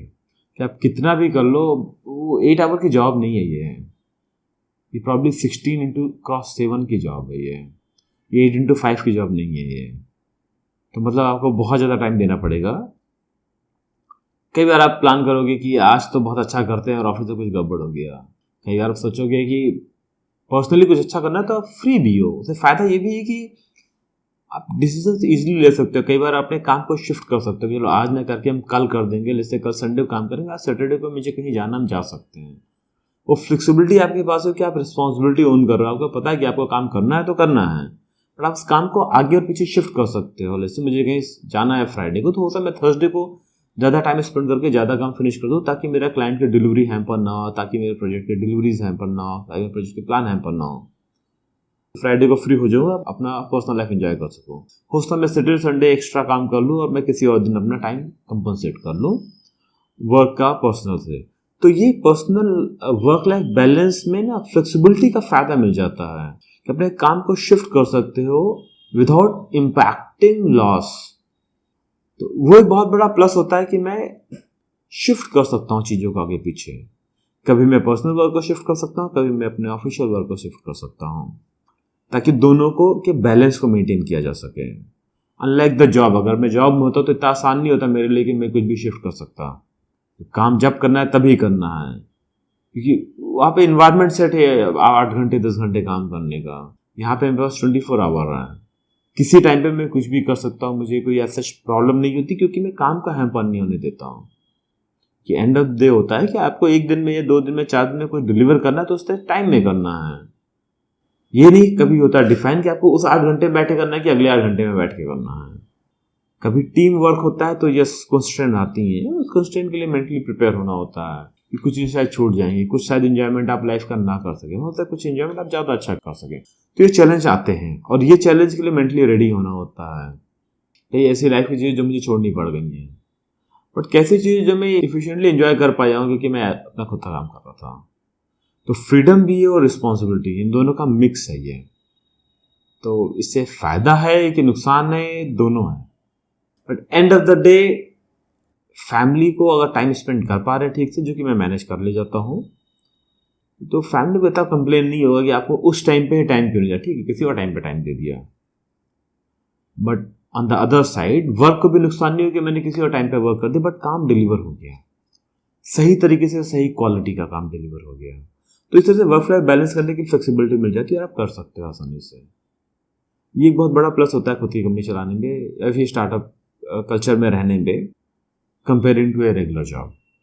आपकी लाइफ में आपके जो पार्टनर हैं वो भी नवोदय हैं, आप भी नवोदय हो, आपको इसका फायदा मिलता है? दोनों नवोदय ने, सेम क्लासमेट रहे मैंने हो? डिस्कस कर ही दिया है कि मेरी वाइफ नवोदय की, यस, वो भी नवोदय से हैं। हम दोनों नवोदय के से होने का एक बहुत बड़ा प्लस पॉइंट हमें मिलता है कि हम दोनों सेम टाइप की अपब्रिंगिंग में, हम दोनों के थॉट प्रोसेस काफ़ी सिमिलर हो जाते हैं। जैसे हम सारे नवोदयंस के होते हैं ना, हम इमोशनल कनेक्टेड होते हैं एक दूसरे नवोदयन से। हम किसी से मिलते तो हमें पता है कि मतलब बहुत जल्दी ट्रस्ट करते हैं, बहुत जल्दी कनेक्ट हो जाते हैं, हम दूसरे को समझ सकते हैं बहुत अच्छे से। इसमें जब लाइफ पार्टनर ही नवोदय का हो तो बहुत सी प्रॉब्लम अपने आप से सॉल्व होने लगती हैं। वो मुझे अच्छे समझ सकती है, मैं उसे अच्छे समझ सकता हूँ। एक ट्रस्ट का लेवल एक किसी डिफरेंट लेवल पे पहुंच जाता है। बहुत फ़ायदा मिलता है, बहुत आराम मिलता है। सबसे इंटरेस्टिंग पार्ट तो ये होता है कि हमारे पास बात करने के लिए इतने टॉपिक्स होते हैं, इतने टॉपिक्स होते हैं कि उसका एंड ही नहीं है। स्कूल टाइम से लेकर आज तक की सारी चीज़ें हमारे कॉमन हो जाते हैं। स्कूल, जॉब में कंपनी अलग थी, but that's okay, but similar environment रहा। फिर कंपनी स्टार्ट किया, जो मेरी पहली कंपनी थी उसमें हम दोनों पार्टनर्स थे, हम दोनों ने मिलकर स्टार्ट किया था, जो ड्रीम एयरपोर्ट थी। तो हमारी जॉब की जर्नी काफ़ी अच्छी थी। फिर वर्चुअल बॉक्स में आए, वर्चुअल बॉक्स में उसने काफ़ी काम किया। तो हमारे पास बहुत सी चीज़ें बात करने को होती हैं। पर्सनल लेवल पर तो हमारा फ्रेंड सर्कल ऑल कॉमन है, कि मेरे स्कूल उसके स्कूल एक ही है, हमारे स्कूल के फ्रेंड्स एक ही हैं, सेमी क्लासमेट, सेमी बैच। वो एक नेक्स्ट लेवल का बेनिफिट मिल जाता है हमें। बट बहुत आराम मिलता है क्योंकि हमें पता है एक दूसरे के बारे में बहुत अच्छे से, हम दूसरे को समझ सकते हैं, हम दूसरे को बहुत अच्छे से जानते हैं। और उसका फ़ायदा मिलता है कि हमें दूसरे को सब कुछ कहने की ज़रूरत नहीं होती, हम दूसरे को अपने आप से समझ रहे होते हैं। और नवोदय का ट्रस्ट फैक्टर तो है ही है वहाँ पे, और उससे भी कहीं ज़्यादा हो जाता है हमारे साथ। तो बहुत ही मतलब वो चैलेंज नहीं कि मुझे कभी ये नहीं सोचना होता कि मुझे किसी नवोदय से मिलने आया तो वाइफ से कहूँगा कि मैं मिलने जा रहा हूँ, तो कहेगी क्यों बार बार मिलने जाते हो, क्यों, कहाँ जा रहे हो, किस इवेंट में जा रहे हो, नवोदय वाले कौन है और ये नवोदय वाले कौन है, और इनको टाइम क्यों देना होता है इतना? क्योंकि जितना मैं टाइम देना होता है उससे ज़्यादा वो टाइम देने लगती है। मतलब कि वो दोस्तों को मुझे घटा देता है और वो लोग आपस में ज़्यादा बिजी हो जाते हैं। तो बोला चैलेंज नहीं आता है, क्योंकि अदरवाइज होता है ना कि मुझे बहुत चैलेंज आप किसी नवोदय से मिलने जा रहे हो, आप सबको समझा रहे हो, मुझे अपने दोस्त से मिलने जा रहा है, उस दोस्त से मिलने जिसके साथ ना मैं पढ़ा हूँ, ना मेरे शहर का, ना मेरी लैंग्वेज जानता है, फिर भी उससे मिलने जा रहा हूँ। तो अब जस्टिफाई करो बैठ के, हमें कुछ नहीं करना होता है। बहुत बड़ा प्लस पॉइंट होता है वो। तो उससे लाइफ बड़ी आसान सी लगती है। शायद आज मैं जहाँ पहुँच पाया उसका बहुत बड़ा रीज़न ये भी रहा है कि जैसे मैंने कहा कि ब्रेड एंड बटर, लाइक दाल रोटी चलती रहनी चाहिए थे। जब मैंने अपनी पहली कंपनी स्टार्ट किया तो वो जॉब कर रही थी, वो कमाती थी, मैं घर पे बैठा रहता था 2 साल। मैंने क्यों लिए फिगर आउट किया कि करना क्या है, बट मुझे टेंशन नहीं हुई, उसे भी टेंशन नहीं हुई कि वो जॉब कर तो रही थी ना, तो मुझे क्यों टेंशन लेना, उसे क्यों टेंशन लेना है। और उसके बाद जब हमने डिसाइड कर लिया कि क्या करना है और कैसे करना है, तो सब कुछ ठीक होने लग गया। तो वो एक अंडरस्टैंडिंग थी दूसरे के साथ, और वो बहुत अच्छी बन जाती है, जो शायद किसी अननोन के साथ बनाने में वो उतना ईजी ना होता, कि उन लोगों की एक्सपेक्टेशंस अलग होती हैं। हम लोगों की एक्सपेक्टेशन सिमिलर रेंज की होती हैं अधिकतर टाइम पे, तो हमें वो समझना दूसरे को बहुत आसान हो जाता है। बहुत बड़ा प्लस होता है वो। एक दूसरे को कब से जान रहे थे, कब से हम एक दूसरे को जान रहे थे, क्लास 6 में जब मेरा एडमिशन हुआ था, उसका एडमिशन हुआ था, बस तभी से जान रहे एक दूसरे को हम। जानना अलग बात होता है और रिलेशंस में आना दूसरी बात होती है। ये हम जानते तो क्लास 6 से थे, क्योंकि हम दोनों एक ही क्लास के पढ़े हैं, 6 से 12 तक साथ में रहे हैं, हम दोनों एक ही सेक्शन में थे हमेशा। बट हमारे टाइम पे नवोदय में ज़्यादा लड़की लड़की बात नहीं करते थे, तो बात होती नहीं थी। कॉलेज में निकलने के बाद फ्रेंडशिप हुई, और अभी भी हम फ्रेंड्स हैं। आपने कब शादी की? शादी मैंने की ये 2011 में। तो जब मैंने मास्टर्स करने के बाद डिसीजन हो गया कि इंडिया वापस आना है, तो कि इंडिया वापस आ ही गए हैं, अब जॉब तो करनी नहीं, नौकरी ढूंढना नहीं है, कंपनी चलाना है, तो शादी कर लेते हैं। अब ऐसा तो कुछ है नहीं कि जो बचाए करने के लिए, तो शादी कर लेते हैं, कम से कम एक सुकून रहेगा कि कोई कमा रहा है, कोई खा रहा है। उस टेंशन से मैं फ्री हो गया था। तो जब मैं स्ट्रगल की फेज पे पहुंचा जॉब की, जो कंपनी चलाने की, तो मुझे बेसिक चीज़ों के बारे में सोचना नहीं पड़ता था कि घर कैसे चलेगा। उसके लिए मैं 100% फ्री था कि साल भर कुछ नहीं किया कोई बात नहीं, दूसरा कुछ नहीं किया कोई बात नहीं, चीज़ें चल रही ना, कम चल रही हैं तो क्या हुआ, चल रही हैं। शादी के लिए आपने जब घर पे बोला तो दोनों परिवार राजी थे? Arrange marriage versus love marriage का जो चैलेंज होता है वो होता ही होता है, नॉर्मल है। थोड़ा राजी थे, थोड़ा राजी नहीं थे, थोड़ा मनाना पड़ा, थोड़ा नहीं मनाना पड़ा, एंड ऑफ द शादी हो गई दोनों पेरेंट्स के साथ, वो ज़्यादा इंपॉर्टेंट है। इनफैक्ट कई बार होता है ना कि आप अपनी लाइफ में काम करते आते हो, आगे बढ़ते आते हो, पीछे सोचने का मौका नहीं मिलता ना कब क्या और कैसे किया। वो पूरी जर्नी आज दोबारा रिविजिट की कि कब क्या और कैसे किया, कहाँ से क्या पहुँचे, अच्छा लगा। Thank you. होपफुली बहुत लोगों को बहुत सी चीज़ों के आंसर मिलेंगे जो ढूंढना चाह रहे हैं, जो करना चाह रहे हैं, शायद किसी के लिए कुछ हेल्पफुल हो जाए। बहुत अच्छा लगा तुम्हारे साथ बात करके। थैंक यू भैया, आपके इतने नॉलेज शेयर करने के लिए। इस पॉडकास्ट से बहुत सारे लोग बहुत कुछ सीखेंगे। Thank you. Thank you.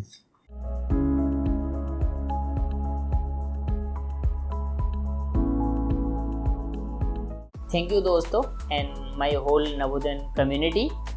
Please share this video and like this video. Thank you.